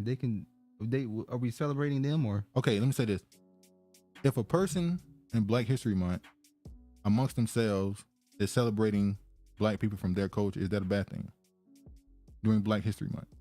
No. So there's no big deal then. Or are you more so saying if you try to bring that to another stage where Black Americans are discussing their leaders and all this other stuff, if you bring up your leader on this stage, is that wrong? I just don't understand why in these countries they would want to wait to celebrate themselves when we do it. You don't have to do it when we do it. You can do it on your own. It don't make no sense. I agree with that part. You're a majority Black nation. It's like you wouldn't have to celebrate yourself you because you're a majority Black nation. It don't make no sense. Yeah. So you come here once again and want us to celebrate you. That's crazy. Yeah. Let's get through some. A lot of white took the jab. So how stressful is it really? Museum. I'm going and we'll have an invitation. We'll report after the event. All right, let us know what happened. Invitation? What? Damn. He's supposed to say he got connect. What you mean? He don't told you what he about. He's supposed to say he a man with a plan. Don't leave Eastwood alone. Travis forever hating. He simply put his hands in way of the brother, but trying to prove some ish. He full of ish. White folks dropping like flies. Pro-black. I am pro-black American. I care about other blacks, but I am pro-black American first. That's probably what I would consider myself. Would you agree with that? If they was on fire, I grab the hose and put them out. I thought you about to say if they was on fire, I'd piss on them. I was about to say you are. Well, I didn't wicked. say which hose I was gonna grab. What the? Sicko. Travis loved them some Nigerians. I don't know how you brought Nigerians. Why do y'all keep? Well, he brought Nigerians up. Not me. Why do y'all keep bringing Nigerians up, man? Leave them people alone. They give their identity up, and they gave the brothers and sisters over to colonize. Pro-black Africans and the other will always say they were their nationality or tribe and never wanted to be called black. Travis, you spot on. Travis don't support Future. What? Future, so he forever stay on the spot of master subjugate him and faithfully Journey style, and Steve Perry signing in the background. Pro-black, my dad's cousin fled to Liberia and his ass came right back. She said that there was no love or connection with other Africans. Maybe that was her experience. You want to say that? It's been a lot of people's experience. Yeah, we could have showed a video of some people that said they went to Ghana and the locals are telling them this ain't your land, basically. Travis don't support FUBU, so he forever stay on the spot to mass subjugate him and faithfully with Journey playing the background. Oh, Journey, there was a song. Okay. All-time favorite artist, Steve Perry.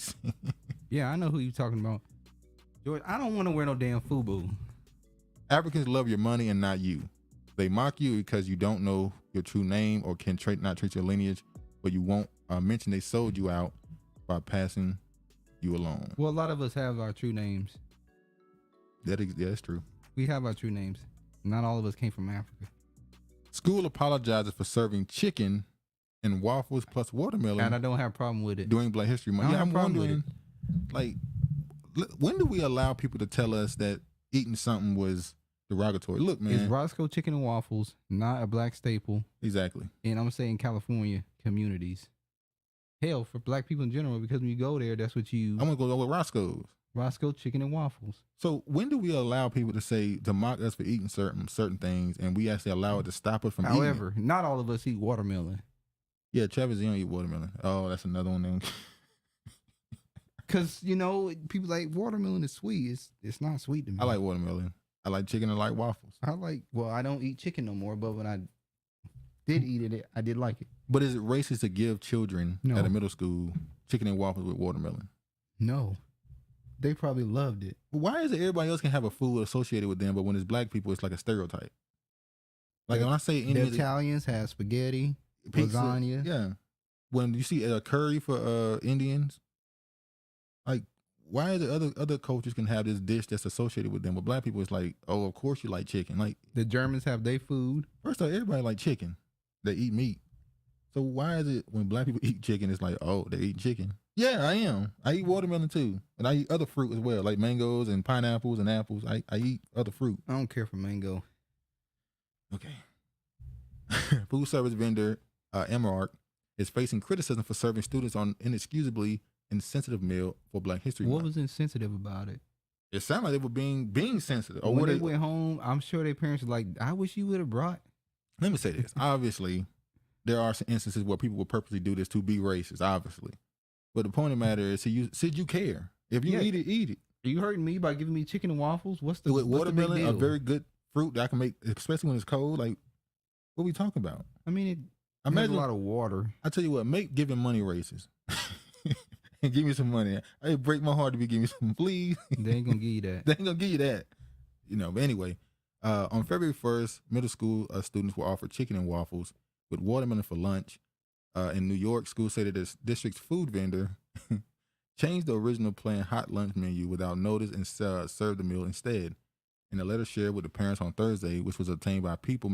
So wait, did somebody go home and tell their mom and dad, what do you eat today? Oh, we ate chicken and waffles with watermelon. And the parent just got mad for the Dramatized kid. It. And the kid probably was like, it was delicious. And the mom and dad probably was over dramatized and said, what? And just, but who knows? Who knows how they did it? We are extremely disappointed by the regrettable situation and apologize to the entire community for cultural insensitivity displayed by our food service provider. I am disappointed that they would serve items that differ from the public's monthly menu, especially items that reinforce negative stereotypes about concerning the African American community. You know what? What's negative about like? When you're in school, you get tired of having the same shit over and over. Yeah. People hate when they had the tuna salad and the crackers with the lettuce. That was the worst day. Didn't nobody eat that shit. You had to buy lunch. Didn't nobody eat that shit. Police celebrate Black History Month by getting themselves new cars. You ain't seen this, have you? No. They took a car and painted Black History Month on it. Police. Let me show you the video right quick. They're celebrating Black History Month. Why? What's wrong? It's like when the when the CIA tweeted Happy MLK Day or Happy John F. Kennedy, or not Happy John F. Kennedy Day, but President's Day, and they say something about John F. Kennedy. And you go, we know you had something to do with their death. Like, do you have the proof to say that? It's proven now, especially John F. Kennedy. It's been proven. So you're not gonna say alleged? Not alleged. I have to say alleged, obviously. But look at this. Is the you're gonna say alleged? This is the car. Okay. That the police. Guy. This is the police car right here. And this is the song they played. That's the sound of the beast. Whoop, whoop. That's the sound of the police. Whoop, whoop. That's the sound of the beast. Ain't this Jamaican? Yeah. What's his name? Kara's one. Now they decided to do this, and the funny part is they put Africa on the back for Black History Month. Black History Month ain't got a damn thing to do with Africa. Do you think this is actually something that shows no solidarity with the community, or is this more of a mocking? It's disrespectful. That's like they do here in Seattle. They have they have the Black History buses here. They do? Uh-huh. And people be on the buses doing drugs and everything else. Stinking. They was stinking before this pandemic happened. They ain't nothing new. All right, let me look at Erica. Yeah, she's still out here doing her Erica thing. Still got it. Yes, I like oatmeal cookies. Travis like oatmeal cookies. He not like a school lunch. That was probably the best lunch they had all year. Sign me up. Exactly. Eastwood loved shit. No. Nah, hold on. I don't eat. Now, when I was a kid, you know, your parents and your aunts and uncles, they eat it, so you end up eating it. I didn't eat chitlins. But the second I had a choice, I ain't eat it. I ain't eat no chitlins. Once I knew what chitlins was, I was never eating it again. That's a negative now. But growing up, yes, chitlins were a staple for Black American holidays. I know. Growing up, they were still for with some rice and some hot sauce. Rice. I remember it with mac and cheese. Sometimes mac and cheese, sometimes rice. Yeah. Or both. It's not a negative. Chitterlings. If you try it, spiritual awakening. Keep it said chitlins. Chitterlings. Keep it, you ain't want no chitlins? No chitterlings? Chitlins. Linwood, California, aka the wood, and you. All right, if you spell it like chitterlings, then you didn't cook them right. Chitlins. Oh, hell. Here we go. Oh, Lord. You going that keeper now. I thought Inglewood was the wood. Yeah, I thought that. Ain't in the movie based off of it? Yeah. Yeah. Miami, Florida, but they're Atlanta now. You FBA, George? Uh-oh. That's called... We've been trying to figure it out this whole time. Is George FBA? He might be from Trinidad or Barbados. George a Cholo. You're trying to say George a Cholo out there? George probably from Trinidad or Barbados. That car can travel on water and take slaves back to America in modern times.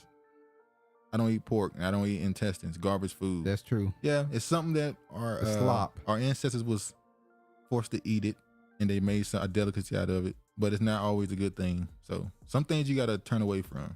We don't turn away from the sweet potato pie. Yeah, we can keep that. No one should be eating that shit. Exactly.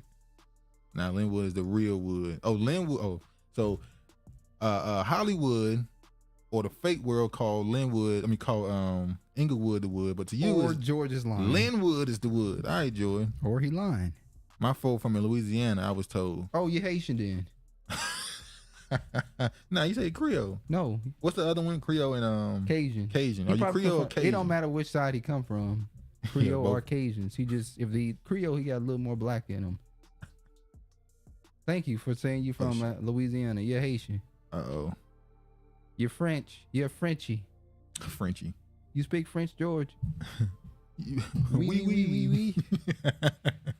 I had a French word I learned. I forgot it now. Colorform Media partners with HBCUs to hold national reparations debates. The entertainment and social impact company is the team behind the PBS documentary, The Big Payback. The Big Payback. This is January 27, 2023. Now, she's been on this reparations thing. She had a podcast where she talked about reparations. I think it was 2 years ago she started it. Yeah. She went on the Breakfast Club. It's unfortunate that she chose to do it with white men. I think when she said the reason why she did it with white men is because she said they have to be a part of the conversation. Because she wants them to be around. That too, but well, hold on. When I said that, he said Creole. Joe said Creole. No, he Haitian. But when I said that she wanted to be a white dude, you called me a hater. And well, I don't like the way you did it. You try to be slick the way you did it. Okay. We talked about Erica on it wasn't an episode. It was a video, yeah. It was like 2 years ago. You made sure to show her husband. Her husband is no. Looks like he can be passing white. I took a picture of her and her husband and just made it the thumbnail. That's why? We're not talking about her husband. We're talking about her. Because she's talking about reparations. That's family. They got to do with family. I thought she had one with kids. I tried to look for one with her with kids. I don't think she got no damn kids. That's my point. I looked at her. I wanted the one with her and her whole family. You telling lies. See, now I'm lying. We done talked about people that talked about reparations. You didn't go get their whole damn family. So I'm sorry. I'm a creative person. I like to do different things for the thumbnail. You creative? Okay. In partnership with historically black colleges and universities, Colorform Media, the team behind the PBS documentary The Big Payback, is bringing the conversation around reparations to Black Americans to the forefront. Through a series of student-led debates, the inspiration from the 1965 James Baldwin William Buckley debate, Colorform Media and 10 HBCUs will hold a series of national reparations debate, which were hosted by HBCUs and will branch off to include debates at other universities in the U.S. As a part of the debates, student scholars will share their opinions on topics centered on restitution for Black Americans who have been directly impacted by transatlantic slave trade as descendants of enslaved Africans. The initiative will kick off with its first debate on Monday, January 30th, at Bennett College in Greensboro, North Carolina at 1 p.m. Eastern Time. Living single actress Erica Alexander, pastor and social activist Reverend William Barber, and MSNBC's Joy Reid will serve as coaches for the debate. Why is Joy Reid there? She is Congolese. Shout out to Greensboro, North Carolina. Greensboro. The debate events come. We get it. They're gonna have a debate across the country at HBCUs. What's up with this debate? What's up with this study debate? What are we debating at these HBCUs? You have to organize. So right now you're getting the groundwork of making this a normal topic in mainstream America. You gotta remember, in 2001, nobody's talking about this. Reparations. Man, look, I talked to one of my family members on the phone, and I said the word reparations, and they didn't even know what the fuck I was talking about. Like, it's like reparations. Like, that's not a thing that was talked about at all, really. There was talk about it in like the 60s. By the time you got to the 80s, that was out of here. Early 2000s, nobody on the media, no political stage was trying to say the word reparations. That was political death. Your political career was done when you started something about reparations. Now, even though it's fake, it's fluff, it's just talk, the fact that you can say it now and not immediately get booed off stage is a thing. So that's why. Let me see. Bullshit. So all that just bullshit. Or how you gonna give something if you don't study it first? We need to do more studying. Well, you gotta make sure you gotta verify. They gotta verify. We may have our studies, and no, they gotta verify things. Okay. Let me tell you this: before the cashier tell you how much it costs, you want to see them ring it up, don't you? Before you pay the money, you want to know the price, don't you? That's just what it is. They said the questions of slavery reparations was asked today at the Chicago Mayoral Candidate Reform. The candidates answered the order of Shai Garcia, Jamal Green, Brandon Johnson, Sophia King, Kim Buckner. So I'm gonna show in Chicago they having their mayor race, and there were some questions asked about. Lori Lightfoot should be up out of there. She should be, but we'll see. Somehow they make it through. They some slippery mugs, boy. Change topics. Let's talk about reparations. All right, and so this time we will Now start this is a clap. the This should have been. questioning over the responses with the congressman, right? Because we started with the state rep this last time. Okay, here is a question. Evanston has implemented a program of reparations. Do you support reparations? Evanston is the one that granted, what was it, 10 million? And so far they haven't helped anybody but like 20 families. Mm-hmm. So they got a lot of work they got to do. So that's supposed to be like an African tablecloth or something they got going on. That's the American flag. Oh, that's the American flag? That's the American flag and what's called the Confederate flag. Oh, okay. You know, that's not the real Confederate flag. But. And will you begin, I can't read this writing, to develop a plan for reparations? Reparations. As a member of I'm sorry, Congressman, can we do 60 seconds on this one? Sure. Okay. As a member of Congress, I have been a co-sponsor of H.R. 40, which is a bill that would appoint a commission to look at making recommendations to the full Congress for reparations at the national level. I'm a proud sponsor of that. I think the Congress and the nation needs to have that discussion, that debate, and face the reality of our past and all of the implications that come from having enslaved people since 1619. Two, I commend the city of Evanston for their pilot initiative to look at the area of housing in terms of reparations and what can be done to make up for past discrimination, exclusion. I also welcome other initiatives at the city level to look at what would be fair in Chicago to look at in terms of reparations initiatives so that we acknowledge the history and look at options for repairing.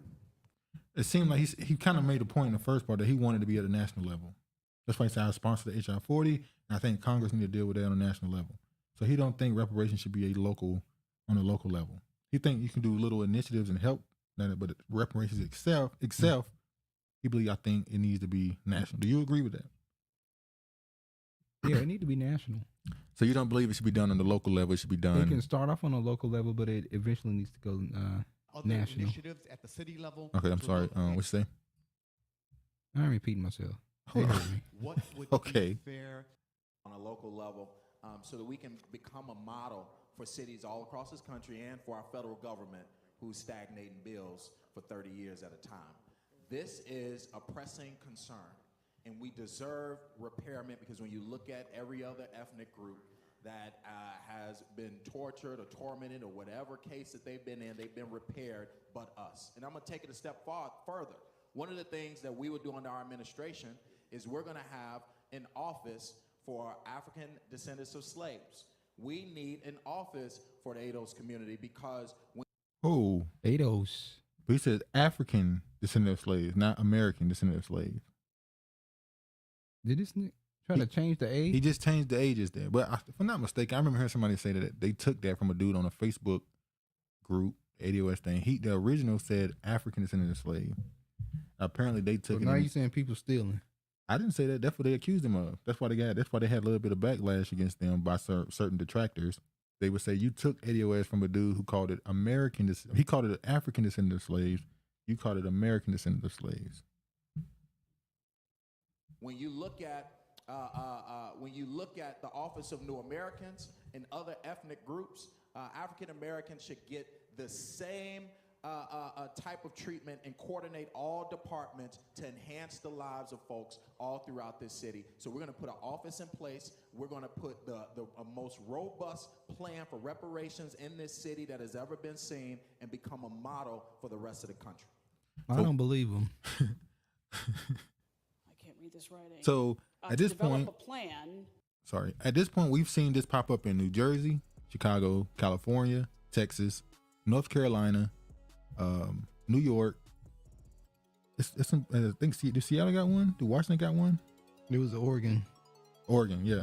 So it's about 10 to 11 states that have these committees and stuff for reparations, or at least are trying to get them. But you're in favor of going straight to the big dog. You won't. Seattle say your reparation is pink toes. They got plenty of them. Wow, they got rid of it. See, this is why I gotta start recording stuff.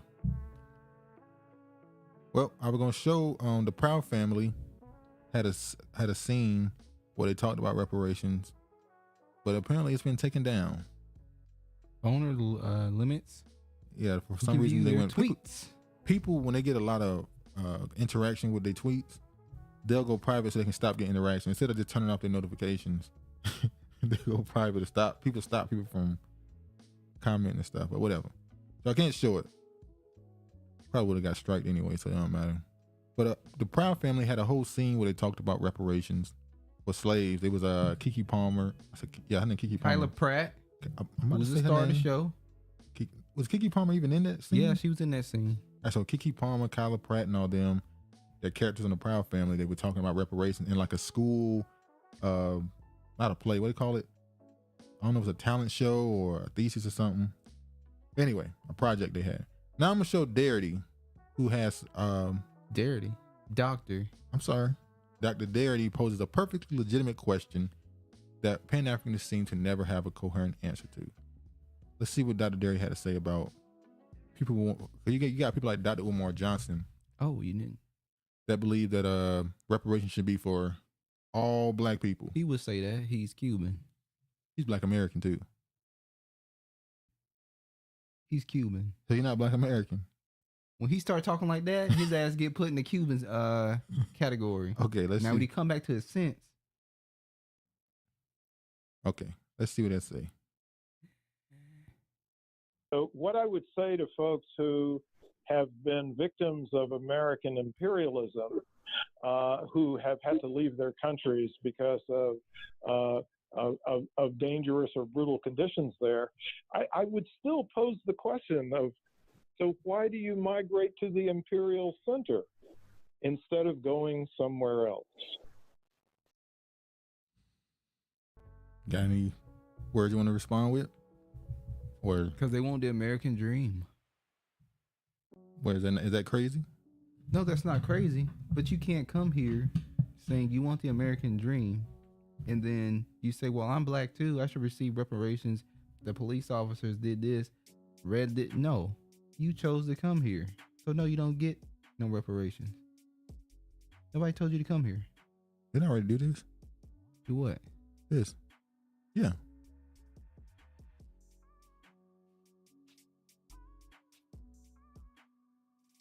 Yeah, okay. I already did that one. All right, let's move on. Oh, let me go ahead and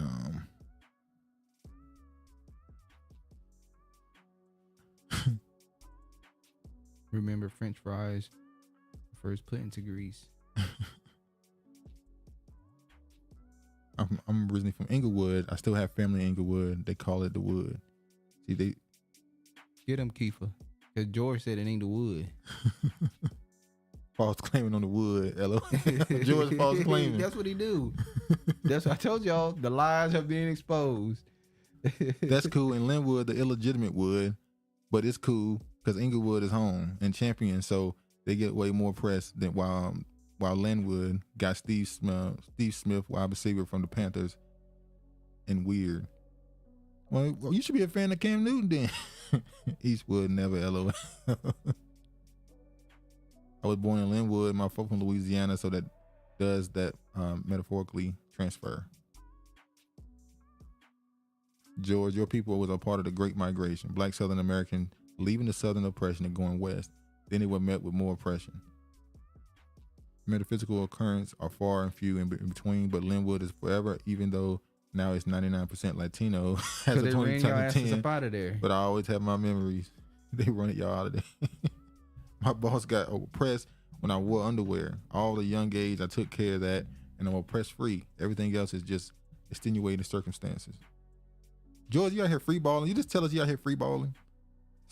Stay going outside more, and those non-citizen police gonna show you some oppression. Good luck in the nation's test state named California. We talked about that last week, didn't we? How they're gonna allow police officers. Listen, this is a real story the right wing was talking about.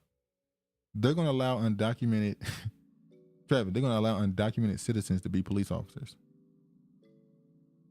Yes. Oh, we know who they're gonna be targeting. That's what I'm saying. Like, wait, so you're gonna allow these undocumented citizens, they're non-citizens, these illegal immigrants, to police citizens? How does that make sense? I don't try to make sense of stupid. Good job. Good luck with that. I don't do that. Like what? What do you really think gonna happen when you do that?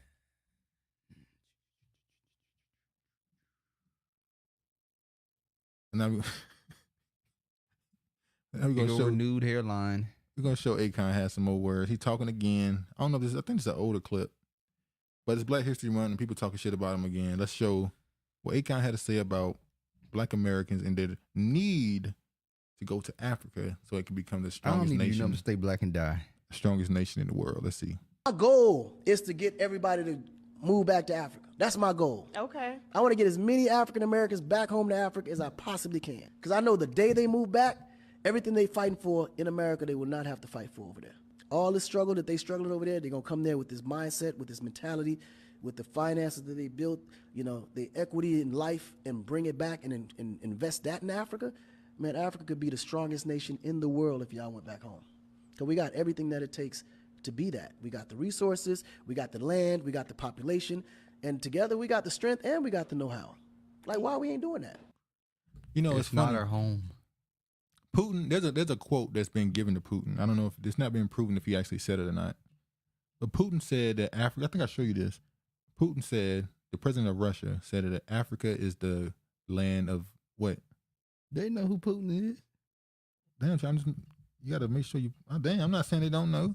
Point is, he said Africa is a graveyard for Africans. And he made the point that when an African man becomes wealthy, he sends his kids to Europe for school. He get vacations in America and Canada. He invests in Germany. He buys out of Dubai. He go to every other country and spends his money. He sends his kids and let them experience cultures outside of Africa. And then when he dies, they bury him in Africa. So Africa is a graveyard for Africans. He was saying you don't invest in your own country. He basically was saying you can't build up a country that don't want to help themselves. Which is funny because you see Africa now who's kicking America and who basically is saying we don't want to deal with America, and they're choosing Russia and China right now. Remember when they mocking Ron Biden when they had that U.S. All the countries are. They had U.S. African Leader Summit, and they was in there saying, you know, oh, now you want to be. They was mocking him really, and the Ghanaian president, he pretty much took that time to pretty much tell African Americans come to Ghana. He didn't even try to kiss Biden's ass, at least not publicly. He was just taking that time to say, come spend your money now. Oh, he kissing ass.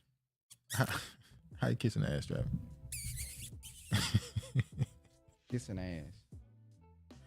Okay. All right, we can go here now.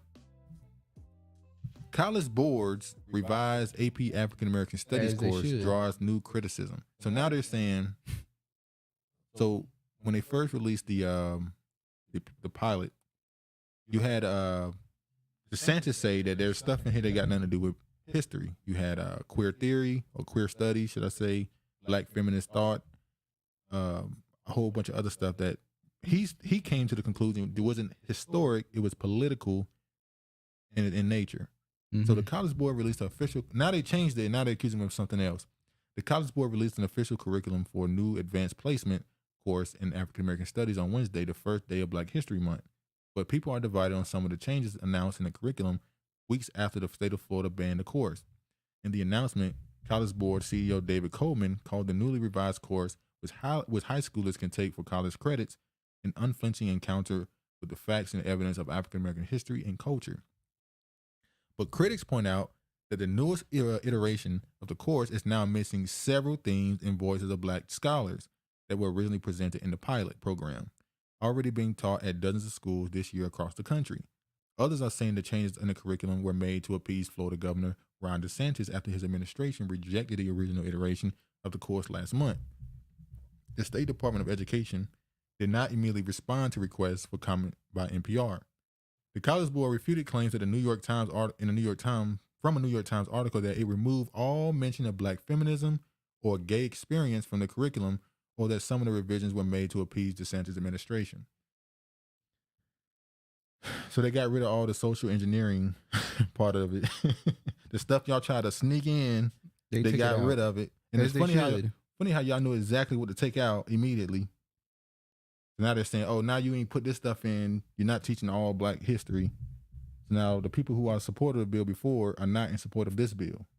They're not teaching all black history. Because they say you need the black feminist thought, the books written by certain people.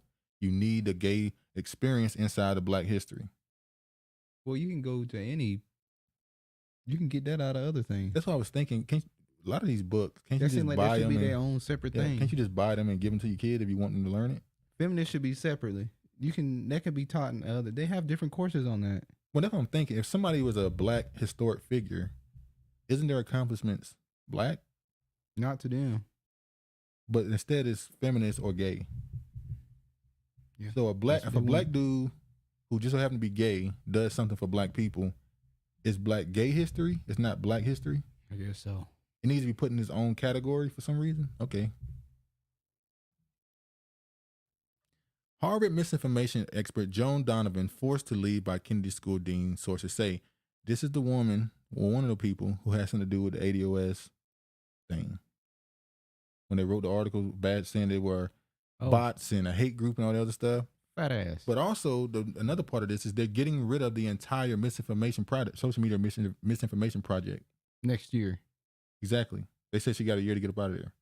So basically, this whole misinformation thing, where they were trying to teach people, when they were teaching people how to understand, how to decipher truth from lies on social media. They said they needed a college course on this, and it was like, "Are you serious? Damn! All you got to do is look at something. That's a waste of a credit. You should be able to discern this is a lie. Or how about just looking it up instead of just seeing a post and just believing it? That's a class you go in to go to sleep.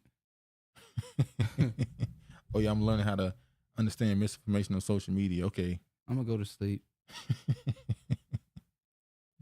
Wake me up. All right, I want to show you something Teddy Riley said on his social media. And this is on Instagram. That's crazy. What? Wake me up. Yeah, it's funny. I did not know that. That's funny. Wake me up.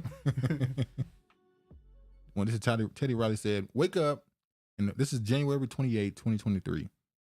He said, "Wake up, and this is the first 5 things I see: another black man killed by police, another black man threatened by a racist white man, a Nigerian woman calling us slaves happened to me in Detroit, D.C. at Park.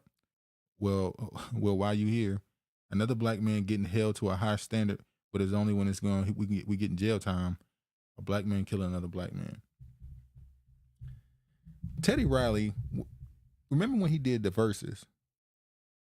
They need to redo that. They need to redo it. Well, no, they shouldn't, because verses pretty much done now.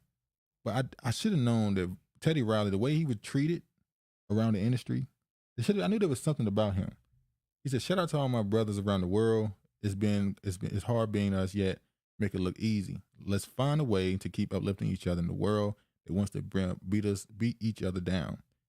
Only the righteous, Aboriginal, uplift unity." Now, when he say Aboriginal, I don't think he means just black people. When he says Aboriginal, I think he means people that are indigenous to their land. Yeah. So he basically saying everybody who ain't white. Asians too. I'm just saying, you got the yellow. I'm guessing that represents the. That is the Asians, the yellow. Oh, they call this the gold people, don't they? They're the gold. And they said they're gonna come over here and kick America ass about them Native Americans too. China said they're gonna get America back about them Native Americans. Oh yeah, we gotta show this too. We already had this discussion before when it came to Matt Hoffa, who was on Choke No Joke show, and Choke asked him, "Why do you allow these Hispanics to say the N-word?" And he was like, "Because they grew up around them, and it's New York, and it's the culture." And then he asked him, "Well, would you call them a spick?" And he was like, "No." Can we say that? Yeah, we can say that. Okay. They can say nigga, we can say spick. Okay. He said, "Would you call them a spick if they?" And he said, "No, because I know the history of that word." And it was like, what? So now here's another example. This is now California. That was New York. This is California. The land of George. This is No Jumper podcast. This is Flacco, and I forgot the other guy's name. I know Flacco because we get shit talked about him. They be saying he stank, all type of stuff. I think he's Liberian or something. Yes, he's Liberian. So he's sitting here with a Mexican dude, and he's saying Mexican, the Liberian dude. This is what made me mad. When somehow the Liberian has a better understanding of the situation than the Black American. The dude sitting on the couch? Yeah. Really? Him? Yes. Wow. So the Liberian dude is saying Mexicans can't say nigga. And the Black American gets he gets mad. Like you gonna see he gonna get mad. His baby mama probably Mexican. Let's see what he had to say. You were saying that you were gonna say S word that sounded like that. No. But the thing is this though, right? So I'm just saying, I know your heart's in the right place. Right. It's the very same people though, and who was posting that or quote unquote commenting that, right? Use the word nigga 20 times a day. You feel me? Right? But oh shit. But let one of us even sound like we about to say any one of those words. I'm talking about it's mayhem, right? But let one of them come close to the ER word in this mayhem. What the fuck are you talking about? I can feel that. I feel like we should not give passes for them to say nigga either. Man, but you not from where niggas say nigga at, so it don't matter. Fuck what you talking about? You're not. I'm black. You're though. not. That's not what I'm saying. I'm black, the word derived from nigga street shit. Where we be in the streets, that's what we use. Can we? So when did the nigga become a street word? Niggas been saying nigga since they're. How did nigga become a street word? Gangster. How you associate the word nigga with gang banging? But you know the sad case is, and it's sad because he's Black American. He's not a tether. I don't believe that he's upset by him saying that. He's upset that he's saying they shouldn't say nigga. But that's California. The word, listen, stop derived talking. From nigger, though. Let me talk. The term you've been talking the whole time, nigga. Like, in the streets, that didn't start in the suburbs. It started in urban areas. What? He said niggas started in urban areas. Niggas create fake history. Like it's so easy. How do you say the word nigga came from the streets? It didn't come from the suburbs. So you think black people and Mexicans in the hood started saying nick? Are you serious? And Asians. Yeah, because they're Filipino. Samoans. Yeah, them two big bodies. Pacific Islanders. Now them Pacific Islanders. I wouldn't swing on them. I'm shooting their ass because they're some big bone people. But anyway, how do you come to the idea that nigga is so far removed from nigger, and that it was being used along with these other races? But that's the same way New Yorkers view it. Like you really think that when black people refer to themselves as this, they were standing next to Asians and whites and all them? So yeah, that's crazy. But see, these people had a mindset that anybody who not white can say nigga. That's how they think. Niggas use the term of endearment in urban areas. You're not from an urban area, so your statement is irrelevant here. What are you talking about? That makes no sense. I'm urban. I'm a black man, right? But you know, right? Past the streets, past the urban shit, bro. Are you? As a black man, bro. You're not urban. No black man should be comfortable. What are you talking about? No black man should ever be comfortable giving a pass to any other race, Hispanics or others, to say the word nigga. That should never be a quote-unquote pass given, bro. That's wrong. And my older generation doesn't believe in younger homies saying the N-word like that, but a lot of people do. A lot of us do. That's because we didn't... But we also grew up in the hood, and y'all it's like didn't eat tacos at each other's houses and shit. Some of my best friends... Bro, I got best friends who done passed away that was Latinos. That I was in the streets with, that I thugged with every day. What that mean? What did your friendship with them got to do with your loyalty to your... Anyway, you get the point. The dude was actually mad that the Liberian man was like, "What are you doing?" Light skins take a L. Well, yeah, that was part of it. Cause I kind of looking at it, it's like this dude who's Liberian, he probably thinking in his head, in his mind, I'm blacker than you. Yeah, you may be blacker than him, but you ain't from here, so. All right, let me show this right here. Hold on, let me get to this. Is it fucking up now? Regina, go away. Why you be stalking people? Don't get mad because I enjoy seeing the people come into the live. There ain't nothing wrong with that. It's just I'm supporting tonight's program. While you bugging, still don't deny yourself. We all here to support you. All right, let me. What are you talking about? 4 migrants bust in New York City, arrested for shoplifting 12K at Macy's. The reason why this story is getting the rounds is because in New York, there's an uproar with these migrants who are unwilling to live in certain shelters because they said it's not up to their standard, which is ridiculous. That's crazy. Now, we talked about it last week, how they were unwilling to eat the sandwiches being made, and they wanted particular cultural food made for them. Just hot. They just wanted it hot. They wanted certain food made for them, and now they don't want to move to another shelter because they said it's not up to par. So let me show this. No. You want me to wait afterwards? Yeah, let me just show the clip first. Hold on. Come on. Loading pretty slow. Yeah, it's starting to move slow now. Looks like by that time, migrants returned to Brooklyn Cruise Terminal to be watching the hotel, stating they did not like what they saw.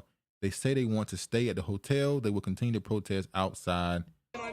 How did they return back to the hotel? They got another bus back. They got money? They stealing out of damn Macy's, so I mean, more than likely, yeah. They stealing out of Macy's. They selling it for $12K. I mean, I doubt they just wearing the damn clothes. Hold on.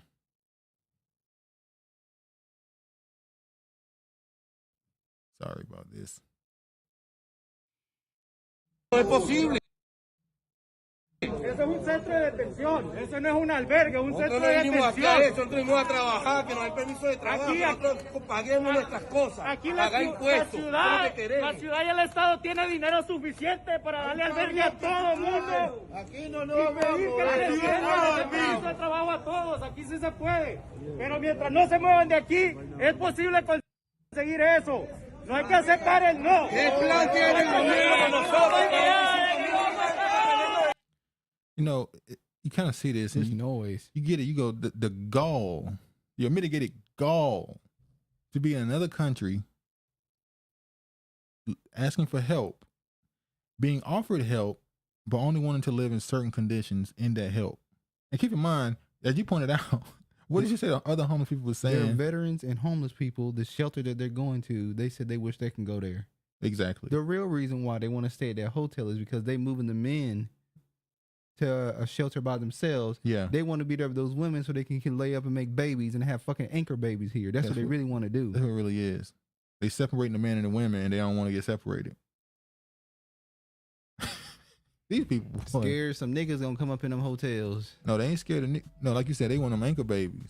Exactly. They want to be able to, you know. Shit, she's still going. That's still an anchor baby for her. See, they got to last a certain amount of months because she got to have the baby. So they're like, still, the women said it's a win for them. It's still an anchor baby for them. Like it's tough luck for you. All right, let me show the next clip of these people protesting.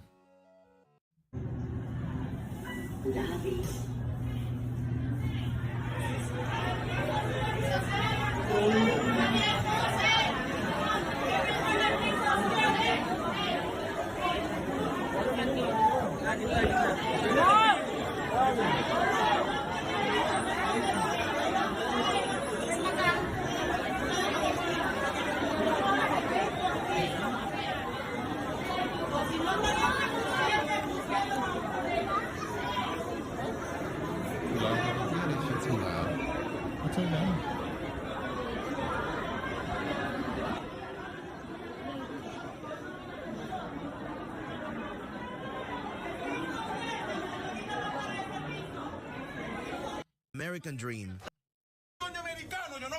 This despair, visibly exhausted, dozens of migrants refusing to leave this hotel in Midtown Manhattan.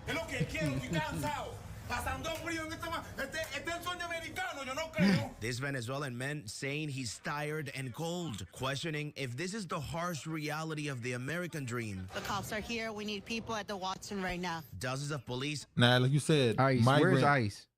Like you said, migrant men push back. Where is ICE? If it was me, I said, y'all got 5 minutes to pack your shit up. So if you was Adams, you would kick them out? I would kick them out and take their ass back to Venezuela. No. Remember, they were bust there from Texas.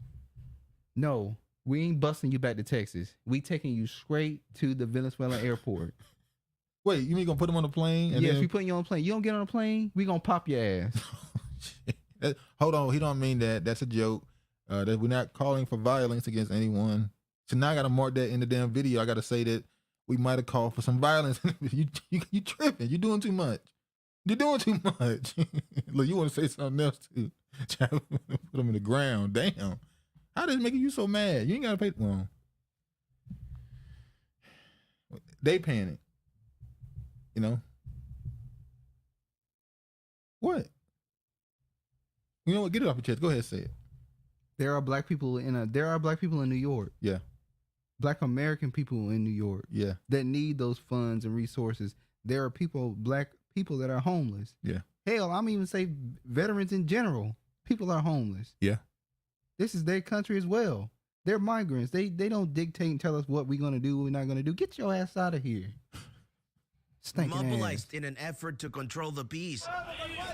Veníamos a darnos lujo o vida de que el alcalde o el gobierno nos mantenga, no, para nada. Llegamos fuera para luchar por nuestra familia igual.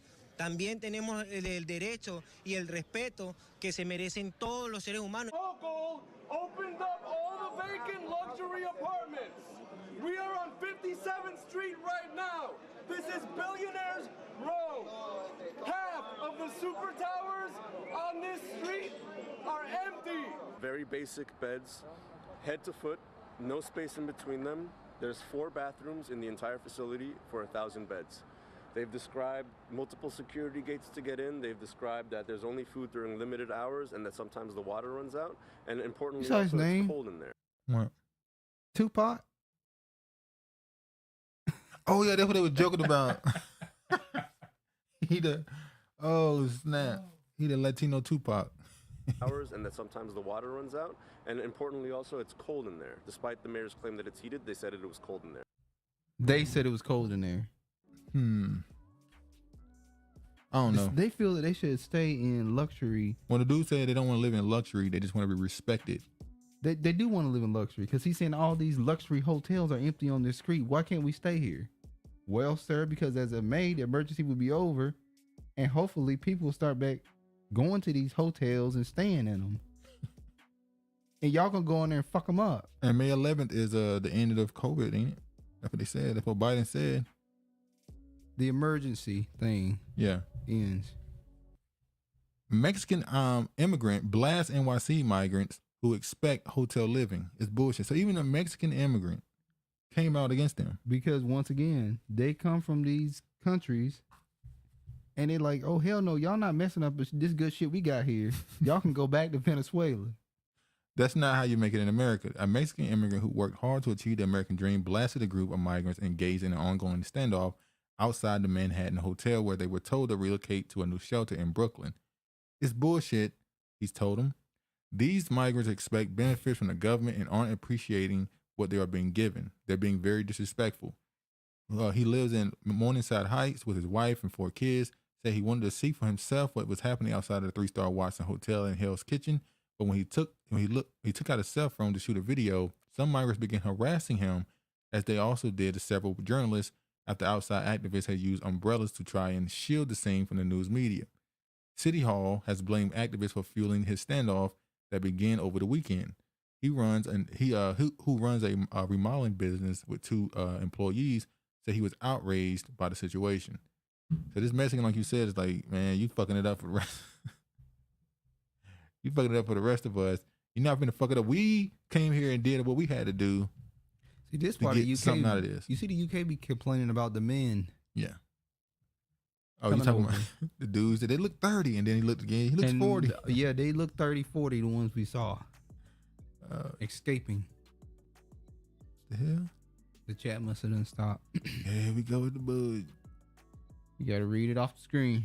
We're gonna try this again. Hold on.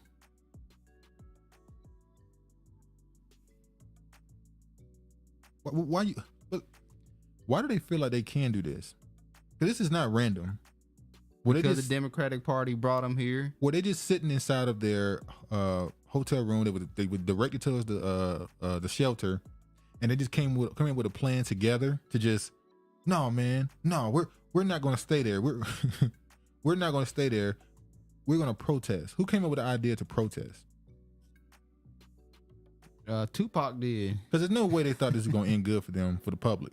because the way people are going to look at it, it's not going to be beneficial to you. Most people are going to see that and immediately go, you're being an asshole. You're being helped and you're acting like somebody's doing a wrong to you. This is brought to you by the Democratic Party. That's, you get where I'm going. But it's Adams, who's a Democrat. Exactly. So what are they trying to do? Nothing. That's old. Okay, there they go. That's all of them. I can't. George said at one point.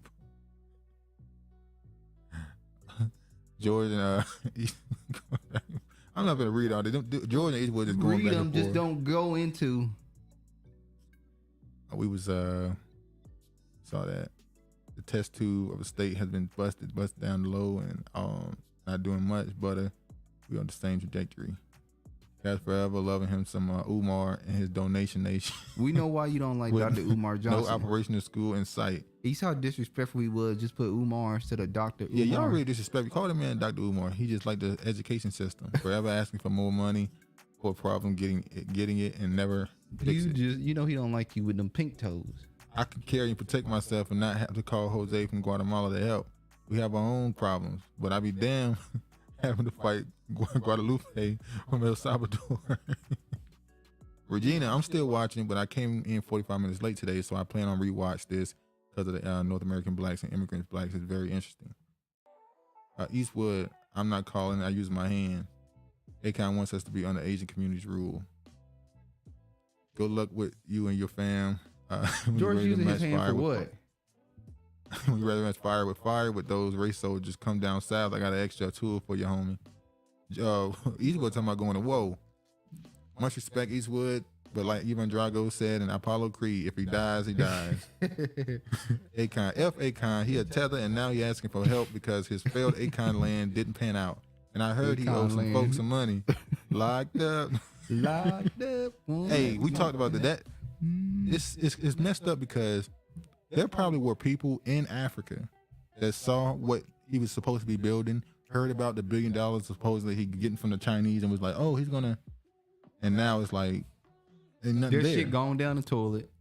Yeah, like people gonna forget that shit too. Hope you know ain't going nowhere. Black classes. We don't need gay and feminist lessons in our curriculum. Put that smut on Craigslist or back pages. Damn.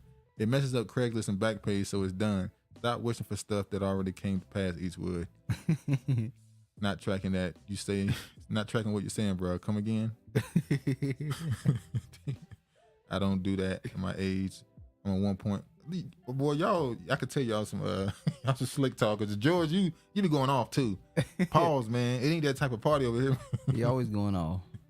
They sound like they about to have a heart attack. Chill, bro. Have some pride. Ain't with the gay shit, man. So you can miss me with that, bruh. Let's stick to the supporting tonight's program. I'm still here, brother. I saw that. Regina, you a queen in this chat. If I ever get offended by you, it's because I interpersonally offended myself, which is independent of you. You're a wonderful soul, so always be yourself. Yes, hey, that's George. true.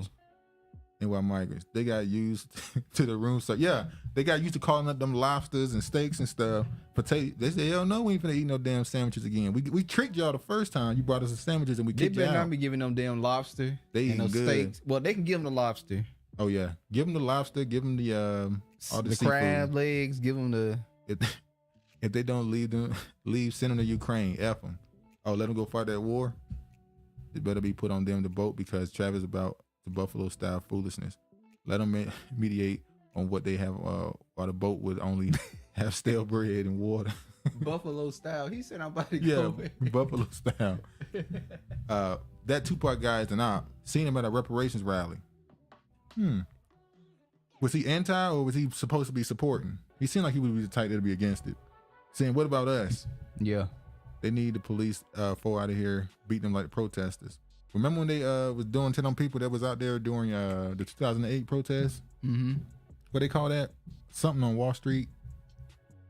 I forgot the name of the protest. remember. Where they was out there protesting them. What's crazy is those people were standing on the balcony laughing at them. Crazy. Eastwood Henderson. You commented something I was wondering, Akon, and he's getting all this distraction publicity because his plans fail. Probably. That's what I was saying. I hope people ain't gonna forget. You can do all the high headlines you want. They want to see Akon City. That city gonna get talked about. What happened to Akon City? You have to come out and admit that it ain't happening. That's all you can do. Wilkins, hey brother, and thank you. I'm not offended. I'm so behind today. I haven't caught up with Duke, Travis, nor the chat. We got to give out some ranches. What you mean? To some people. Who? That's been here for a while. I think we gave them to them. It's some more people. Let me see. If you're day oneers, I think everybody who's Keefa been here. We gave it to her. Okay. You give it a Tommy. He ain't been here. Brandon not here. Shout out to Tommy. Hope everything is good with him. If you watch this, how you doing, man? Woke folk here. Woke folk 100. He don't have a ranch. I did give it to him. Oh, you gave it to him? Okay. Hold on. I check with him. You have a lot of chats you didn't show too. No, I didn't. Oh, we already read that though. But yeah. All right. Next story. House Republicans vote to remove Omar from Foreign Affairs panel. You didn't miss much. Travis was waving his bunny flag today, supporting his massa. George. Now, Ilhan Omar, they made a big hoopla about her getting kicked off of the Foreign Affairs panel. But funny enough, it came out the Republicans actually put her on it so that they can publicly vote her off. It was fake. It was theater. They purposely put her on the affairs panel so that when they have to vote on the floor, they can just make a whole big thing. That's the big payback. Yeah. Now keep in mind, the real reason she's been kicked off, to me, Israel and Netanyahu got her ass up out of here finally. She made some comments about Israel being pretty much an apartheid state for the Palestinians, and they don't forget. What they say, what do they call it? AIPAC? I think it's AIPAC. AIPAC don't forget. So pretty much the second they had a chance, they got her ass up out of there. Now, this is all theater. It was fake. And we know who made the biggest theater play on all this. AOC. She was out there bouncing like she was a spicy chicken tender. She looked like a damn chicken tender. Big ass teeth. Got a damn hoofs in the mouth. All right. Please keep away from me. I don't want her to bite me. It's a wrap. All right, let me show. I have to get a rabies shot. Let me show Reverend AOC on the floor preaching the gospel. AOC from the block. AOC from the block. Don't tell me that this is about a condemnation of anti-Semitic remarks when you have a member of the Republican caucus who has talked about Jewish. The black woman like, get it, girl. You get it, girl. Space lasers and an entire amount of tropes, and also elevated her to some of the highest. I'm surprised she didn't do the eyes closed head shake. I'm surprised she didn't do it. Committee assignments in this body. This is about targeting women of color in the United States of America. Don't tell me, because I didn't get a single apology when my life was threatened. Thank you. Your life wasn't threatened. You weren't even in the bill. You weren't even in the Capitol. But anyway, you was the same one that was telling people to put their mask on and vaccination and all this shit, and went straight to Florida and had your foot up with your boyfriend. Exactly. With old boy. We don't want to hear nothing you got to say. But the crazy part is, she said it's about going after a woman of color, but they got rid of Adam Schiff and the other guy, the two white men. So how is it about going after a woman of color when they got rid of two white men off the committees as well? She would have to be a woman of color to say that. She ain't a woman of color. What's her name? Ilhan Omar. She said she's a woman of color. She's Somalian. They're like hairy pink toes. Oh yeah, damn. Wait, black women like? No, she's not a black woman, but damn, they like male pink toes too. They like male pink toes. Hairy toes. Hairy toes. Black feet. Dirty feet. Bottom of their feet be dirty as hell. I don't get it. Cause they don't wash. George know they don't wash. Yeah, George. What you do when the bottom of the feet dirty? What you do, George? You gonna wash them up? Every time George has an encounter, he has to wear a mask because all he do is smell wet dog the whole time he laying up with him. Wet dog. George got to give him a bath. Smell like bologna. Yeah, Omar did. Now this is an old story that what they say the right wing put out, where they said she married her brother to get him into the country. Well, Omar did marry her brother and said she would do what she had to do to get him papers to keep him in the U.S. Reveals Somali community leader. Now, the reason why I'm bringing this up, the person who exposed this was a Somalian. Somalians in her district do not like her. No, they don't. Remember when she got, go ahead. The stage? She got on stage and they booed her. Somalians don't like her. So the next thing I show you, the allegations against her, it doesn't really make sense. You know why they don't like her? Why? Because she got that hairy toe. That is a big part of it, because they don't. A lot of the Eastern Africans don't go into that type of stuff. They stay within their cultures a lot. She like shaggy people. She like the wild man. Harry. What's the name of that movie? They know it. Hendersons. Harry and the Hendersons. An 80s person would know the movie Harry and the Hendersons. George. Oh Lord. Now, let me show this. Now this is in the district. It says Somali influencer visited a mosque, the Islamic Center, located in Minneapolis, Minnesota. Hundreds of Somali immigrants were caught on tape mocking George Floyd, laughing and chanting, "I can't breathe." Yes, that's right. Even in religious mosques, they are mocking FBAs. So I'm gonna show this clip. Hold on. Now there's people that are saying they weren't saying that to mock George Floyd. They were actually saying that because they couldn't breathe in the room. That's what they were trying to say. Let me show you. I can't breathe. I can't breathe. I can't breathe. I can't breathe. I can't breathe. I can't breathe. I can't breathe. So you see that? There ain't nothing but some Hamites. I can't breathe. I can't breathe. I can't breathe. I can't breathe. I can't. Let me tell you something. And if y'all ever spoken to a Somalian in person, or especially on the internet, they are the most, bro, Somalians might be the worst interaction you'll have when it comes to a race discussion. They are disrespectful as hell. Somalians believe they are not sub-Saharan African. They're not. They are not Negroid. And they believe they are Arab. They have Arab mixture. I agree. They're Hamitic. They are very disrespectful. Very disrespectful. Like very. I've never seen I'm not gonna lie. I've seen Somalians who have a quote unquote what they believe pro-black stance. That whole we all African stuff. But majority of them, they disrespectful. So I'm gonna show an allegation that's been lobbied against. I just showed that. There's been an allegation lobbied against what's her name? Ilhan Omar. Where apparently she has some very negative words for Black Americans. Now this has not been proven. Once again, this is another gossip. What's it called? We got two. We only did two. You did two. Oh, it's me now. Yeah. I'm alone now. I'm gonna put you on. What's the name of that website? Shade. Oh, you gonna put me on the Shade Room? I'm putting you on the Shade Room. By the way, there was somebody put out a joke and said that Bishop T.D. Jakes owns Shade Room. He might do. They said that he purchased Shade Room. He didn't buy no damn Shade Room. If it comes out he did, that'll be hilarious. But he don't own no damn Shade Room. Friends, I received a call last night from Kashasha, an elder Black woman in our community who I hold dear, and this twin sister, Kanashia, Miss K, we'll say that, had been on a Zoom call last night regarding Ilhan's re-election campaign. Apparently, Miss K identity was not visible on the call, and everyone else was white.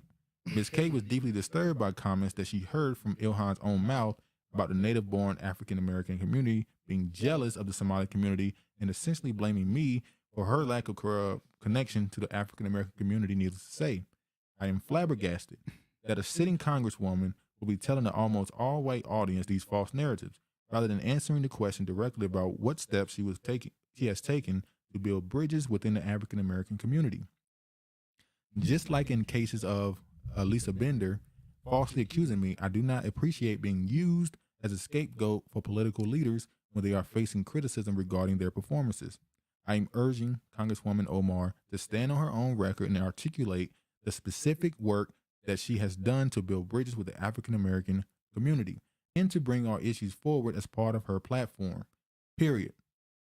I will not stand for the innuendo, rhetoric, and scapegoating to deflect from the genuine questions that people are raising. The African-American community deserves to be respected, valued, and treated with dignity by those who are claiming to represent us. Below is Ms. K's troubling account of what she experienced last night. It is completely uncalled for. Run on your record instead of using me as a scapegoat. This is divisive. There's more. What? Too much reading for you? Huh? No. All right, I'm gonna read this quick. Read, nigga, read. Oh yeah, read, nigga. Tonight I was listening to a meet and greet Zoom call with Congresswoman Ilhan Omar, hoping to find a reason to be excited about her campaign. My phone name was posted not by name, so she thought she was talking to an all-white audience. She was asked about a lack of support in the African American community, icons and current activists alike. She replied that the Black community is jealous about the successes and privileges of Somalis that are making without mentioning her name specifically. She made it clear that Ms. Armstrong would not work with her and was not supporting her because she did not support her for mayor. She continued a 3-minute rant about her bad blood. She obviously has no relationship with her nor the African American community. It is clear to me that Congresswoman is confused and does not understand that all Black people are one. She is fanning the flames of division. She has not bothered to establish relationships with our community. Congresswoman Omar needs to understand that all politics are local. Privileged liberals can afford bad leadership. The African American community cannot. I have not been more disappointed in the political call in my life. That is saying something since the bar is already so low. All Black people are not one. Okay. What do you think of the allegation? About her supposedly saying this? Yeah. I don't have no proof, so I ain't gonna say that she said it. This is gossip. No, This not is saying hearsay. she said it. What is your response to the allegation? That she may have said this? Yeah. Well, she's delusional because African Americans are not jealous of Somalians and the scribes they're making. Nobody don't care. I think the lady is just simply asking for her to engage with the African American community, their issues. She's the Congress. Mm-hmm. Now, keep in mind, the person who is saying that this happened also ran for office and didn't win and didn't get the support of Omar. So this may be a little bit of mudslinging, as she said. I'm done with the gossip. I just said, that's my point. You hear what I just said? This may be mudslinging because the person who pointed this out is a person who ran for office and didn't win because they didn't, and they believe they partly because they didn't get the support from Ilhan Omar. I don't do hearsay. Really? No. You don't do hearsay? I don't. I'm gonna remember that. I'm gonna remember. Write it down. Take a picture. I don't give a fuck. You gonna say that? Morgan State University to offer new scholarships for undocumented immigrants. When I saw this, I laughed, and I just said, "It can't like every week." Now this is an older story. This is January 21st, but you just go every week. It ain't that old. I know. I'm saying we talked about a story last week that was more recent, fairly new. This is pretty new as well, but it's like every week we find something. It's like, what are they doing? You offer a scholarship to a white boy who said nigga. Nothing. What are they? They ain't doing shit. You do all this. Now you offering scholarships to undocumented immigrants. Now, what I can get from this is saying, okay, maybe they're offering their scholarships, and you may not agree with it, but maybe they're offering the scholarships to the Black undocumented immigrants. You may disagree and say they shouldn't do that either, but even then it's like, okay, but that ain't the case. I don't understand why they said the enrollment number for Morgan State went up, but also the international students went up, I think 5%. So it's like, so your enrollment is going up and you still want to try and get undocumented immigrants in your school? They want to be inclusive. Remember, what school was it that offered scholarships to immigrants? It was another school. We talked about it last year. Was it Howard? No, not Howard. It was some school. I can't remember. But this is right here, Morgan State University to offer new scholarship for undocumented immigrants. It said undocumented students seeking a higher education sometimes struggle to find the funds to make their dreams come true. But Morgan State University is now offering scholarships to make those dreams obtainable. After recording its largest enrollment ever of more than 9,100 students, Morgan State University has noticed a spike in international students. In just over a year, the university gained an extra 5% of international students. Now, Morgan State University is extending a hand to undocumented immigrants who want to earn a degree. So y'all done overcharged the students, and now y'all gonna take the money and fund it to the undocumented immigrants? I don't think that's what they're doing. University is partnering with the Dream.us to offer 10 scholarships to undocumented students. It's only 10. It's only 10. You let 10 in, 30 will be in. You let 30 in, 100 be in. How they said, you let 100 in, it'll be 1,000, 5,000 of those motherfuckers there. How they said, there goes the neighborhood. There goes the neighborhood. They'll take over a whole damn wing. They will receive. They will receive $33,000 over a course of 4 years, which will cover tuition fees along with housing on campus. Undocumented students are not eligible for federal financial aid, but can receive some state and private funds. Therefore, efforts like this can help bridge the gap and tackle the financial barriers that students face. I feel like I wouldn't have seen a story like this 10 years ago of undocumented immigrants getting driver license, being able to be police officers, being able to go to college. Remember, I told y'all last week that Biden signed him, Canada, and Mexico. They signed something so that it can be no borders. Yeah. So you know what song come in my head? What? Welcome to the good life. Welcome to the. I got for mine. Come and said, mind your damn business. I got to shine. Welcome to the good life. Speaking of the life, Jackson, Mississippi, preparing to go without water. Okay, hold on. Fox News always on that bullshit. All right, Fox. You can show the ad. I'm tired of them talking about Jackson, Mississippi, not having no water. I'm tired of talking about it now. What do you mean you tired of talking about it? I'm tired of talking about it. You okay with your Are they people doing suffering? anything about getting they're doing water something about fixed? it. Yeah. Who you mean who? The people. The people who? Who you mean?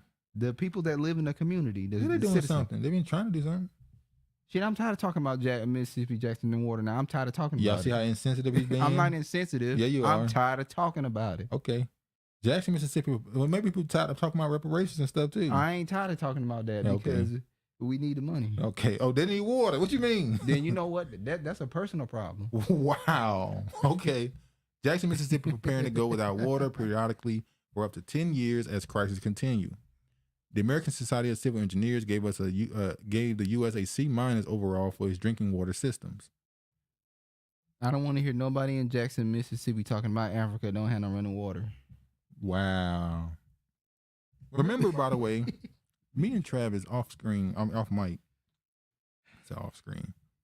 Off mic, we got into a big debate about a year and a half ago, where I made a comment. I said Asia is beginning to has a better infrastructure than America now, and he spewed me up and no, it don't. I showed him evidence on YouTube. I was showing them what they have light rails. They have a way better transportation system. American transportation system is like 80 years old. I'm lying, it's about 40, 50. But still, actually, the railroads, most of the railroads was built in the early mid 1800s. So, yeah, actually. And you don't think they've upgraded any of them?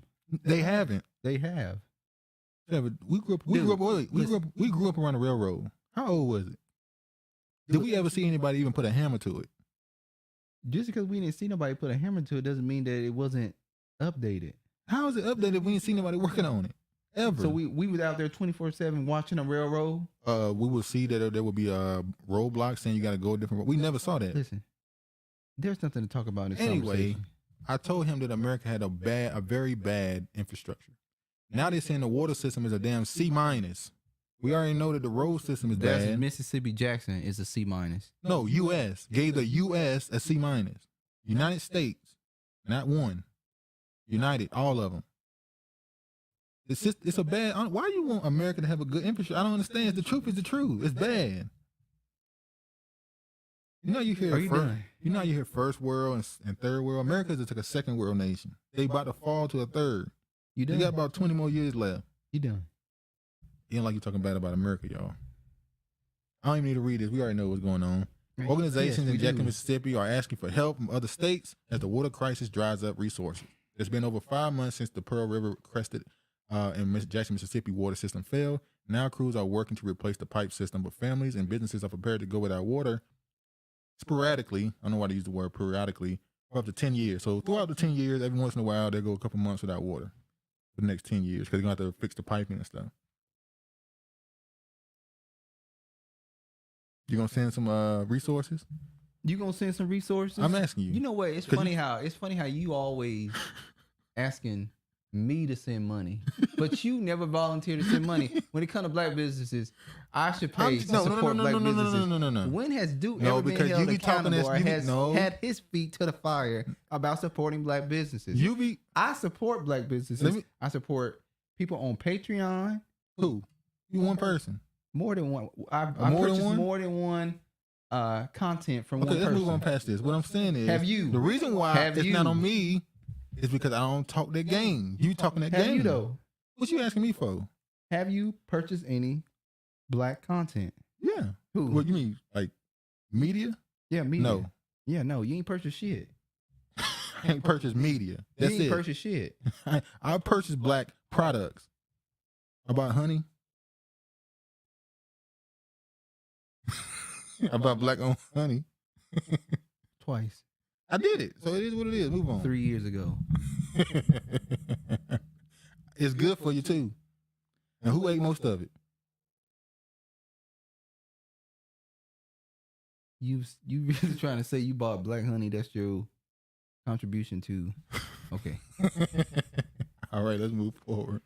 All right. This is an older story.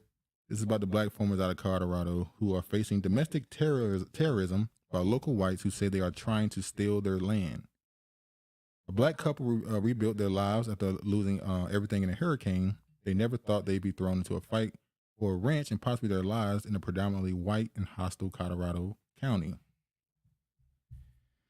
Okay, we go ahead and say it. We got to say it. Go ahead. Why would you go to all white? Oh, you thought because Kanye West is out there, you could go out there?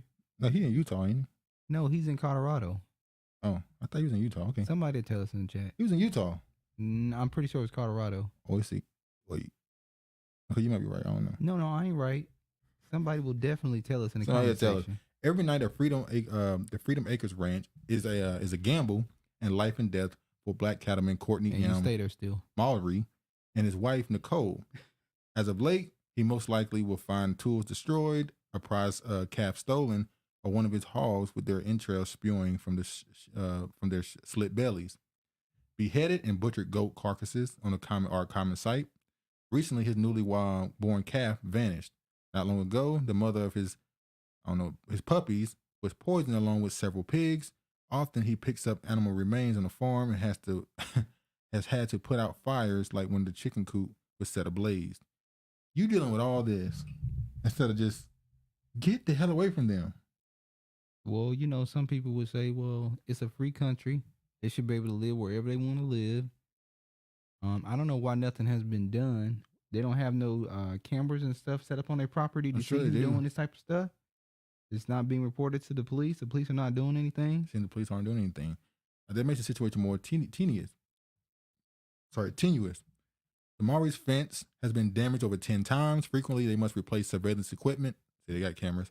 After they see strangers pointing a device toward their cameras, which ends up jamming them and taking out the signal. Plus, their electricity line has been cut and neighbors have stolen well water by running an illegal line from their source. See, why you ain't pop one of these people? It seems like you could have made some action happen. One day, Courtney was chased by a white man when repairing a portion of his fence. The aggressor, who was in a car, gunned for Corey, who made it to his vehicle in just enough time to dash away in a hellish pursuit. Once he made it to the end of the property, the man steered the other way. Hold on. Why? Okay. This sound like a movie. This sound like a damn movie. So you telling me this man tried to run you down with a car and you ain't, like, what we doing? You didn't have a gun on you? You know what's going on your property. I'm just saying. They love being around these people. Somebody should have been shot by now. One evening, Nicole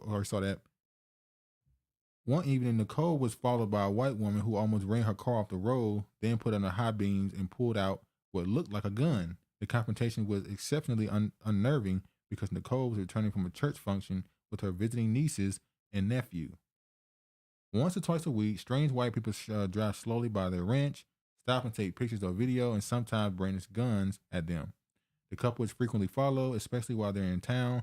As a result, they rarely travel and are mindful at what time clearly they are unwanted. Even the post office workers ask, "Why are you here?" "Why we're here," says Courtney. A regular phrase told to Courtney is that he has a lot of balls to be purchased land in a mostly white community. What puts me on edge is that everyone knows us and how we look, but we don't know them, Courtney tells Arc Republic. I'm gonna say this. Jesus Christ.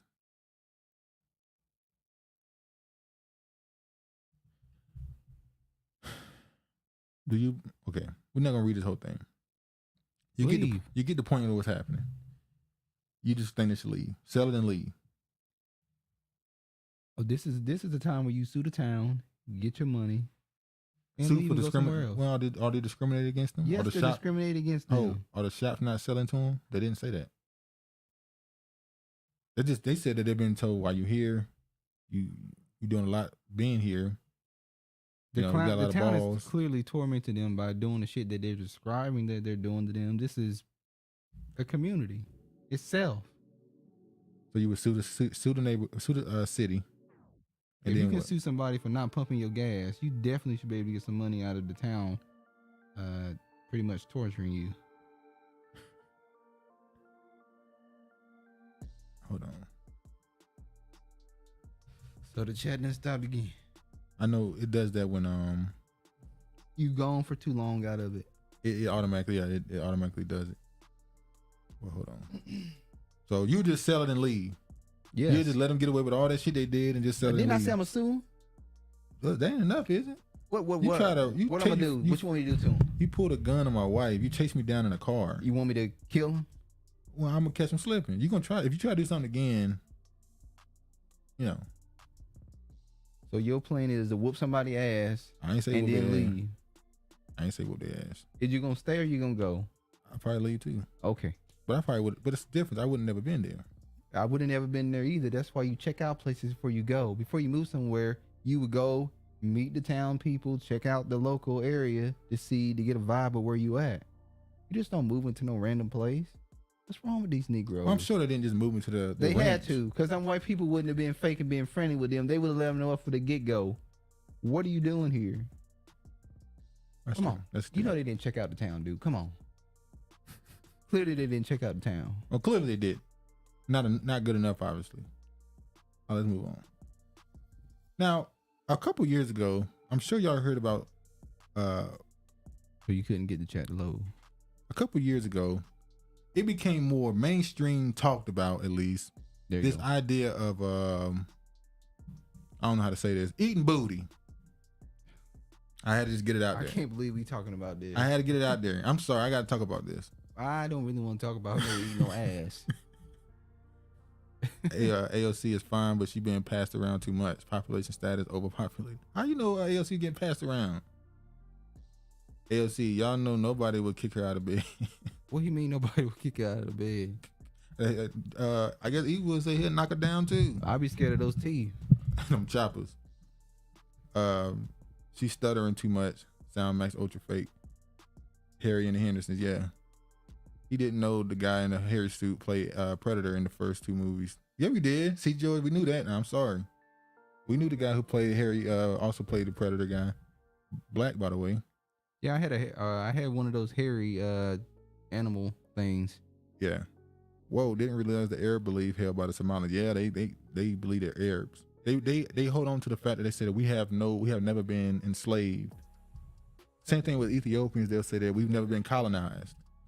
Yeah, that rumor, if true, touchdown Jakes were crazy. You're not surprised. Exactly. If he turned out to own the shade room, that's crazy. Duke, you're right. I thought it was just my interaction. Yeah, Somalians are crazy. Hey, Duke, Travis, Ben got an education. Let the debt-free nigga read. He keep acting like the nigga read. Nigga, I can read it. Ain't gonna be no stuttering when I read. Wow, why you sending a shot at me? How I get around for no Ain't gonna reason? be no stuttering. Ain't gonna be no Miss K. It's gonna be words pronounced. Wow, okay. That's how they feel about you. Long ass letter, no proof, just hearsay. Could be a letter and sliding mud, gossip, put it in the trash. See, I said that. I said What? could be mudslinging because she ran for mayor and she didn't get backed up by Omar. It could be some validity. More than likely, it's some mudslinging. He said put it in the trash. Morgan stayed in Hampton, that's it. Hampton giving scholarships to Ukrainians and illegal aliens, but give Black Americans. Let their ass go to Bethune-Cookman. HBCUs give Black Americans hell. Yeah, it seems like they're trying to just get their numbers up through anybody. At this point, You they're gonna close to start. George. You go there and get them some water. All skin folk and kin folk is some real deeply complicated tribal stuff to the four corners, isn't it? Yeah. Nothing is as simple as we think it is. Asia is far more advanced than North America. Way more. Just keep rubbing it in. Is Jackson, Mississippi mostly white or other? I think Jackson's mainly white. I think got a high population of black people. It's got Jackson. a high population of black people. Yeah. Is a majority black though, or majority white? Not for sure. Infrastructure. U.S. is behind Asia and Europe. Like I said, give me my reparations check so I can get the hell on. Yeah, American infrastructure is terrible. The transportation, the water system, everything. The electric grid. America wouldn't know what the hell to do if they dropped one of those, what do they call those, you know what I'm talking about? Where they drop those, they're not bombs. What do they call it? They get rid of your electricity. It's a weapon.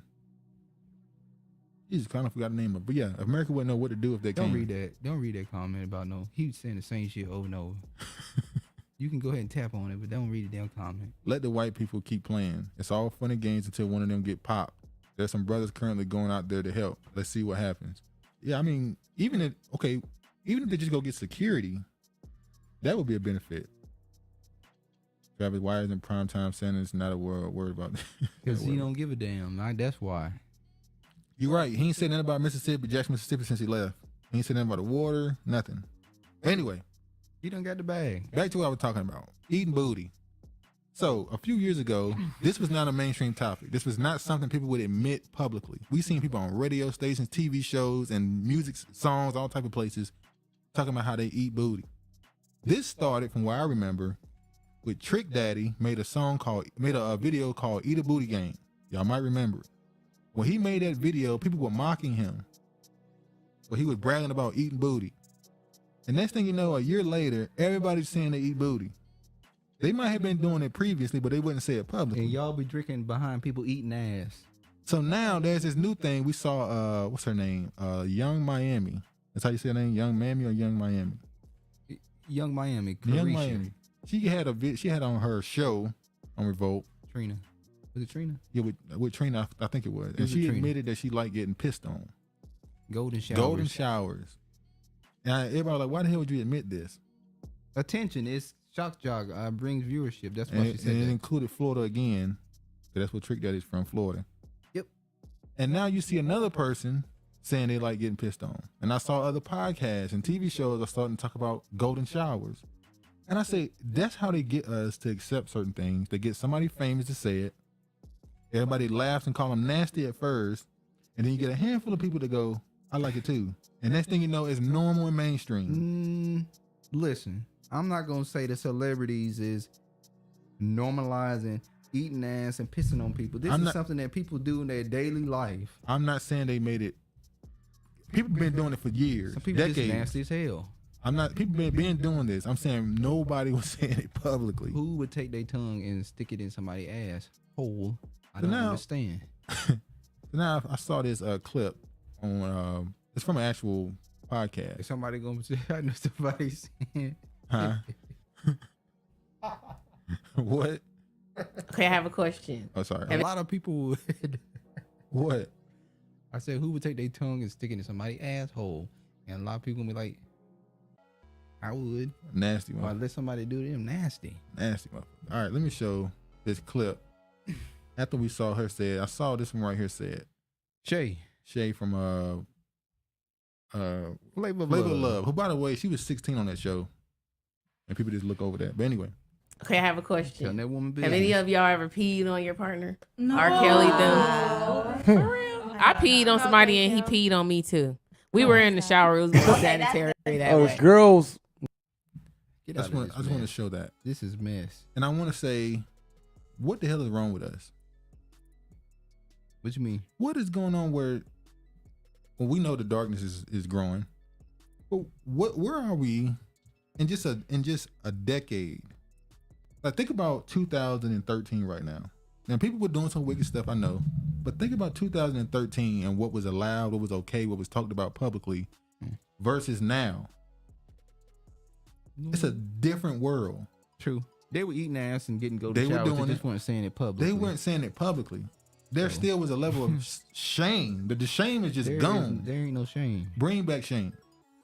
We need shame. No, I need people to tell me who they are. No, you can tell me who you are, but I don't need to hear it publicly on a platform. Well, you don't have to watch them talking about eating ass and taking golden showers either. I didn't have to watch it, but I'm gonna see it. Well, that's because you choose to see it. You can keep on scrolling. You scrolling You're not because gonna it's not. got So you telling me got your interest. Well, how you know people admitting they eat booty right now? Because you just gonna hear, you gonna see it. Well, you can't tell people what to talk about. No, here Wait we a go. minute. Hey, the devil's advocate. He trying to I play ain't the no damn games devil now. advocate. You can't tell people what to talk about. They're gonna tell you to get the fuck out their face. Okay. Sorry, y'all, for my language. Social engineering at its raunchiest. Exactly. That's George, my you point. want to talk. We know the shit you be saying. We know you George a said freak. he don't do that stuff. You wish they had a freak Nick in California. They You probably, don't want to go to Atlanta because it's black women in Atlanta. They definitely do. He said groceries. He named it groceries. Eat the groceries. Some of us trying to emulate the Edomites. Not all of us ain't make exactly 2/3 got to go. Got to go. Ain't nothing you can do with them. Shabbos eat chunky bunions shamelessly. Chunky bunions. Oh, George. All right. Suspected Chinese balloon found over northern U.S. I'm sure y'all seen this story. They made it a big story. And this is what they want you to believe.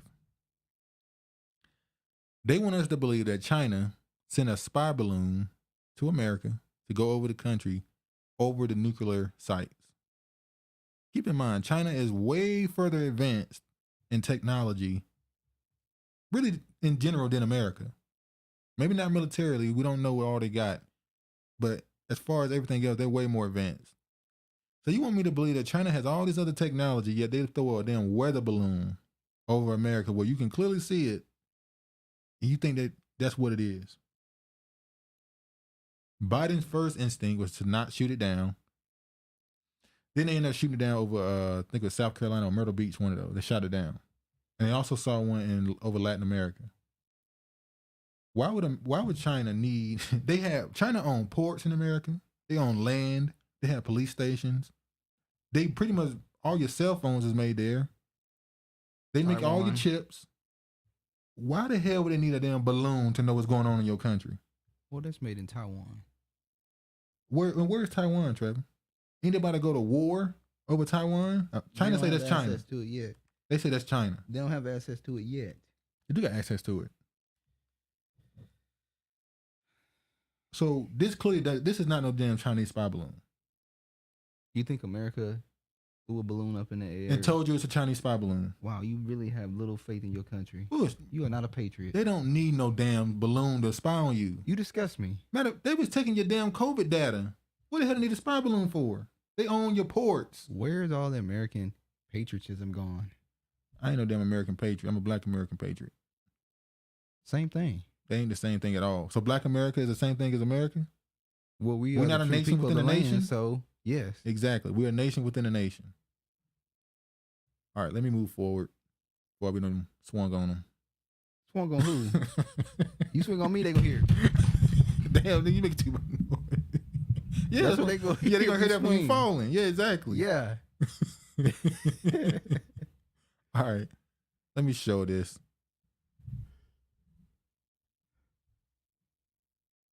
Montana shows what appears to be an explosion in the sky over the city of Billings. Whew. Yeah. By the way, there was an explosion over Montana, Billings, Montana, which is where the balloon was. But they said they shot it down in Myrtle Beach. So did they shoot two down, or was this a different one? I don't know. You tell me. Wow, we're still working to clear up what's happening there as the Chinese spy balloon was last spotted over Missouri, heading into Illinois. So we're not really sure if the two are related. We did hear earlier reports about a second balloon going into Canada, but we can't confirm. And the streaks in the sky could indicate an aircraft interception. We just don't know at this point. And this comes as the Department of Defense confirms that yet another Chinese spy balloon is passing through Latin America. I remember the Monroe Doctrine said that any incursion of a foreign power into the Western Hemisphere was going to be met swiftly and strongly.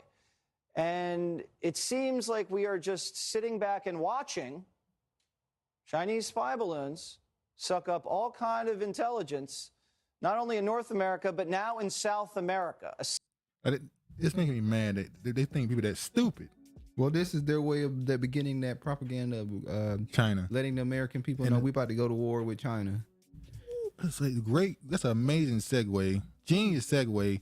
U.S. 4-star general warns of a war with China in 2025. That's all you need to be said. That's all need to be said. So the U.S. general came out and said that he believes that he called. I think it was a call that he made to his.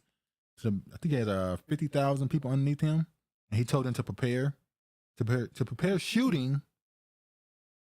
And aim for the head. Damn. So he told them to get the training once a month.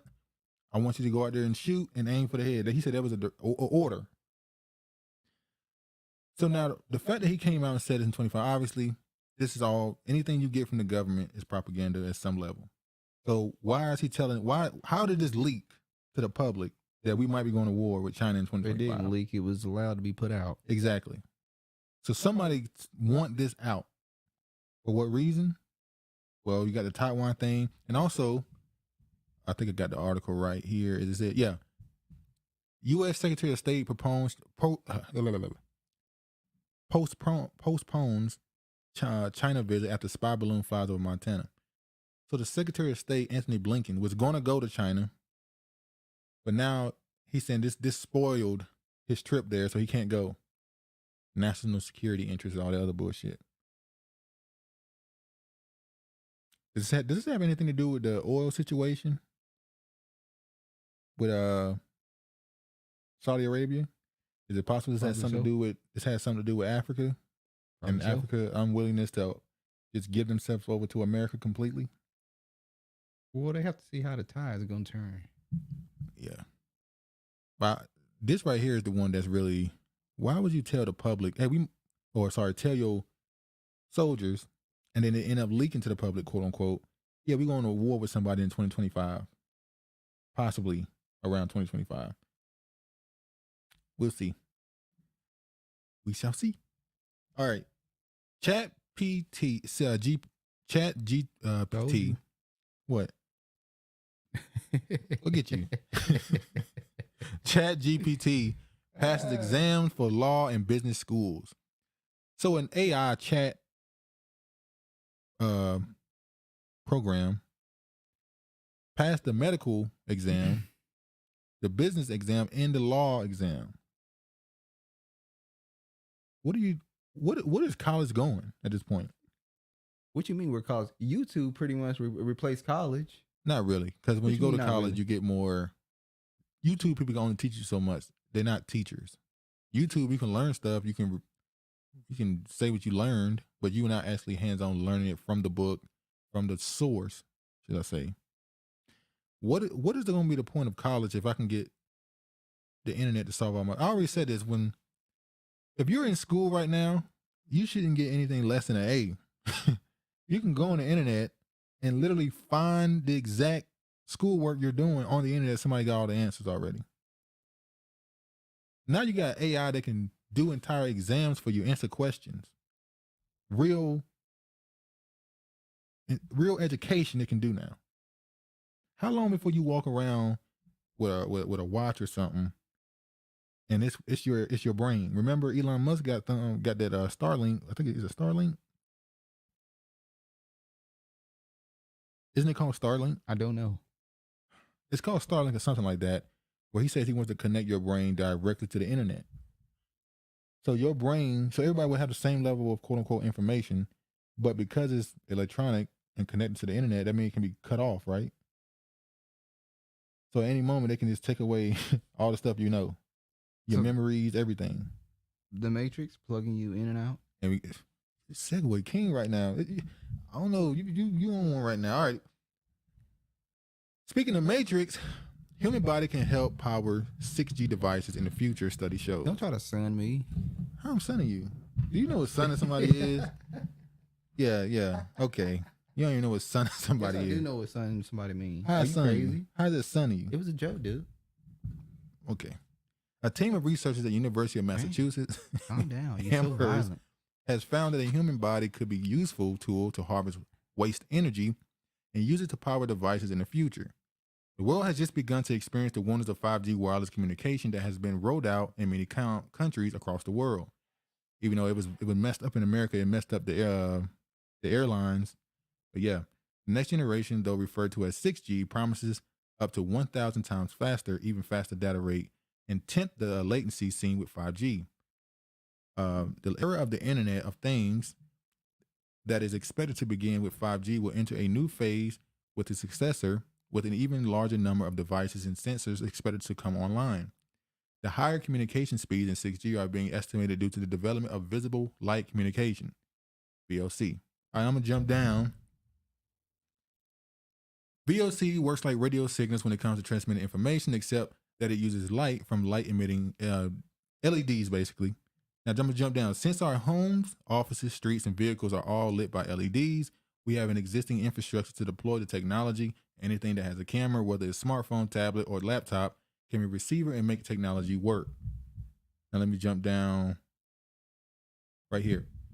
So Zhang and his team set out to design an antenna that could collect this leak energy. Their antenna design consisted of coiled copper wires, which were then tested for their energy collection abilities. Irrespective of the thickness of the coil or the number of times the copper wire was wound, the researchers found that energy collection ability of an antenna increased when it's coupled with another object. And what's the object? Apart from keeping the antenna in contact with different materials like wood and steel, the researchers also kept it in contact with objects like walls, tablets, phones, and even laptops to see how much energy can be harvested. The team found that energy collection increased with electronic gadgets, but it was highest when the coil was in touch with the human body. So you are going to be the power source. You're going to be charging your own electronics. So there ain't going to be no light bill? That's a lot of questions that come with that. Do I have to pay a bill, like you said? If you're the source of energy, can I sell it? That's what I'm thinking. Shouldn't you be charging for you being the source of energy? Can I sell my energy? Are there people that got more energy than others? How do you get black more? people? I'm pretty sure have more energy than others. You being a narcissist now. I'm pretty positive. You been what they call a black nationalist. A black American nationalist. Oh, damn, boy. After a few more rounds of experimentation, basically you get the point. They basically saying that people are going to be able to power their own source of internet and electronics. So what would they be called? What? You're pretty much your battery. Yeah. But if they do, they need an antenna though, so they still got to put something on you. You got to have something inserted to your body. But they don't need to put it in your body. They can just put it on in a watch or a headband. They can do anything. They want it in your body. So you got to put an antenna in you, and you'll give the signal to the towers. You will be what power their source. So imagine you get. You're probably gonna be controlled. So it's 400. Let's say it's 400 million people in America. If you can get 200 million of them to put the antenna in their body, that's like an endless source of energy. I thank all those who are willing to do that, because I ain't doing it. You said you're thinking of it, but you ain't doing it. Thank you for being the sacrificial lamb. Okay. They trying to convince us to throw hands with China. The balloon didn't come from China. It's the U.S. propaganda stunt. They would have spotted it before. Exactly. That's what I'm saying. Like, America got too much technology. China got too much technology. They own too much land, own too much property, own too much resources in America to have to spy on you with a damn balloon. That's just crazy. Yeah, another balloon in South America. Hold on, Mystery Man, let me see, Mystery Man. No, here we go.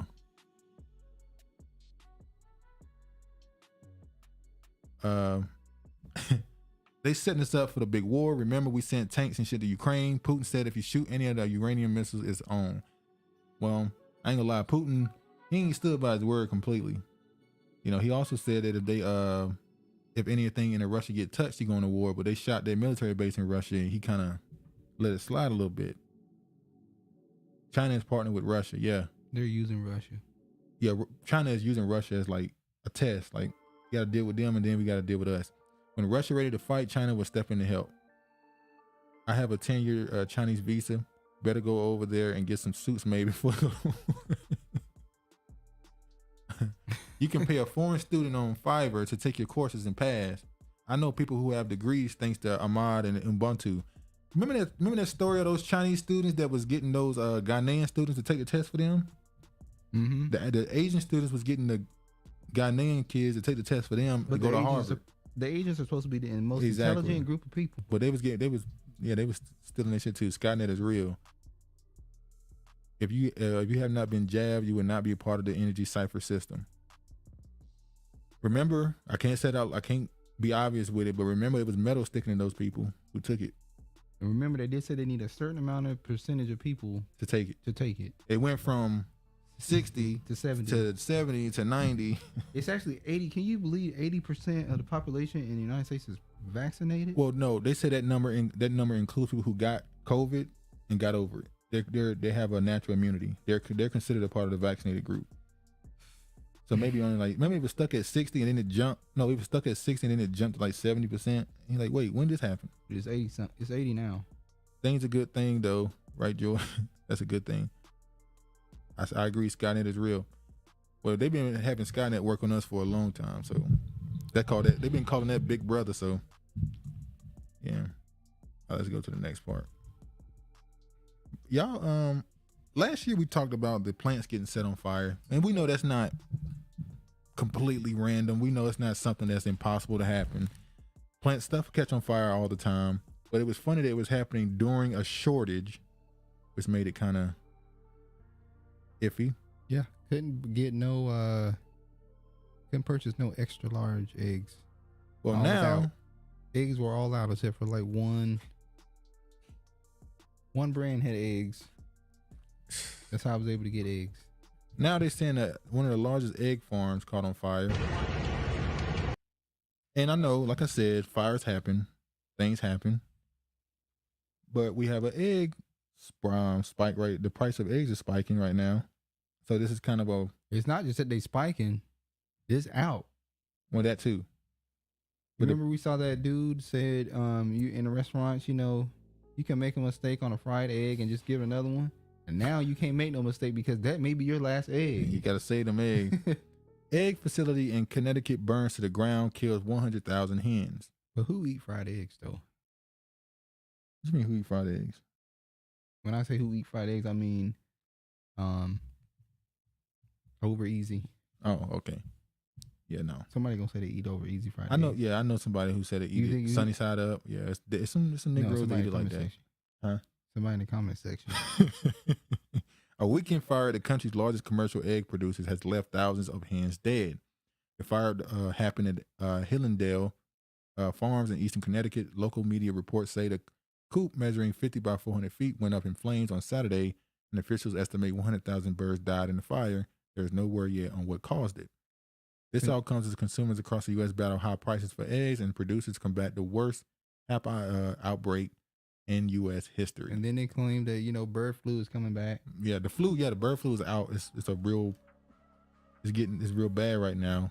Supposedly, I forgot the percentage they said of these birds was infected. By the way, didn't they say all flus come from birds? So, yeah. I want to show you this clip too, or what this white woman, she a farmer. She says something. This is when the conspiracy theories start coming out, so you can't believe all this stuff. Yeah, they'll start, throwing themselves into the mix. But I'm gonna just play this. Nearly 30-something years of raising chickens, I have never gone without eggs, not even just one. And since before Halloween, I have not gotten a single egg until about a week ago. And I switched the feed that I was giving. I no longer am feeding chicken feed. I have switched my girls to goat feed. Steel cut oats, black sunflower seeds, and goat feed. I have to say, there's something to this. If I have to put my little tinfoil hat on, it's kind of weird. So she said when she was feeding it chicken feed, they weren't laying eggs. When she started feeding it goat feed, it started laying eggs again. She's just throwing it out there. It's crazy that I stopped eating eggs about 2 months ago. You see that? You see what I'm talking about?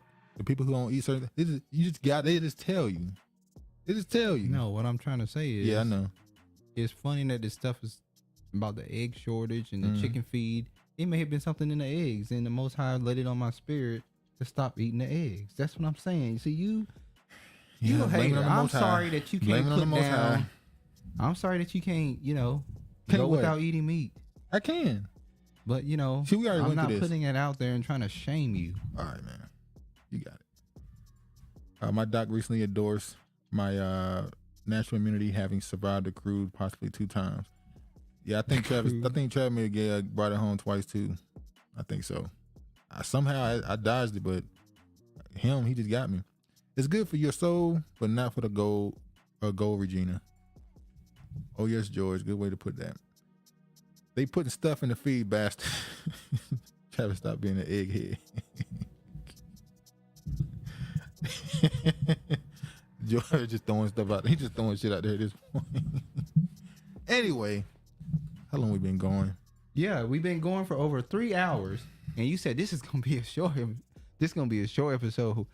We read comments. We read more comments. The comments stayed on the screen longer. I told you in the beginning. I said it. I said you trying to stretch this show, and I'd Why be would I damned wanna if you stretch the didn't show? stretch this show. Why would I want to stretch the show? Because you have to get it to the 3 hour mark. That's not true. That is true. Anyway, you knew what you were doing. You knew exactly what you were doing. Anyway, we talked about a lot of stuff this show. Had a little discussion. The comments actually worked the whole time this time, for the most part. I had to refresh it twice, but it's starting to work properly. I'm still trying to get these mics right. It still does that little echo reverb thing sometimes when we're talking to the side of it, but look at it. He did the same thing. He showed the screenshot. The same shit he did. We about to end this live screen. That's the same shit he did on the last live screen. Trevor, he just wanted to show this screenshot. I got your ass. Trevor wanted to show this damn screenshot. Yeah, I screenshotted your ass. Right there. George is a bum. Well, this is what he said. He called me a bum, but he said he don't stay to the end. Trevor wanted to get you, George. Anyway, man, we kept y'all long enough. Really appreciate y'all staying this long. You still fuck with us. If you watch it after the fact, we love y'all too. What's your last words you want to say? Thanks for viewing the channel. So you got no energy, no enthusiasm? Hit the like. Dude, shut up. Hit the like button. And if you're new to the channel, subscribe. All right, peace, guys. I'm going to go rewind and learn again. Have a strong end versus a weak one. Exactly. Thank you, Regina. So you got to show enthusiasm. You got to do, please. See you next week. Yeah, I'm the enthusiast. All right. Anyway, man, we're going to get out of here and let y'all go to your lives. And to your lives. We're going to let you go to your lives. Please like and comment on your like. You done? Please like the video on your way out. Thank y'all for showing support, coming through and sitting with us, spending your Saturday listening to us babble. But anyway, man, y'all be safe. All praise to the Most High. And peace, man.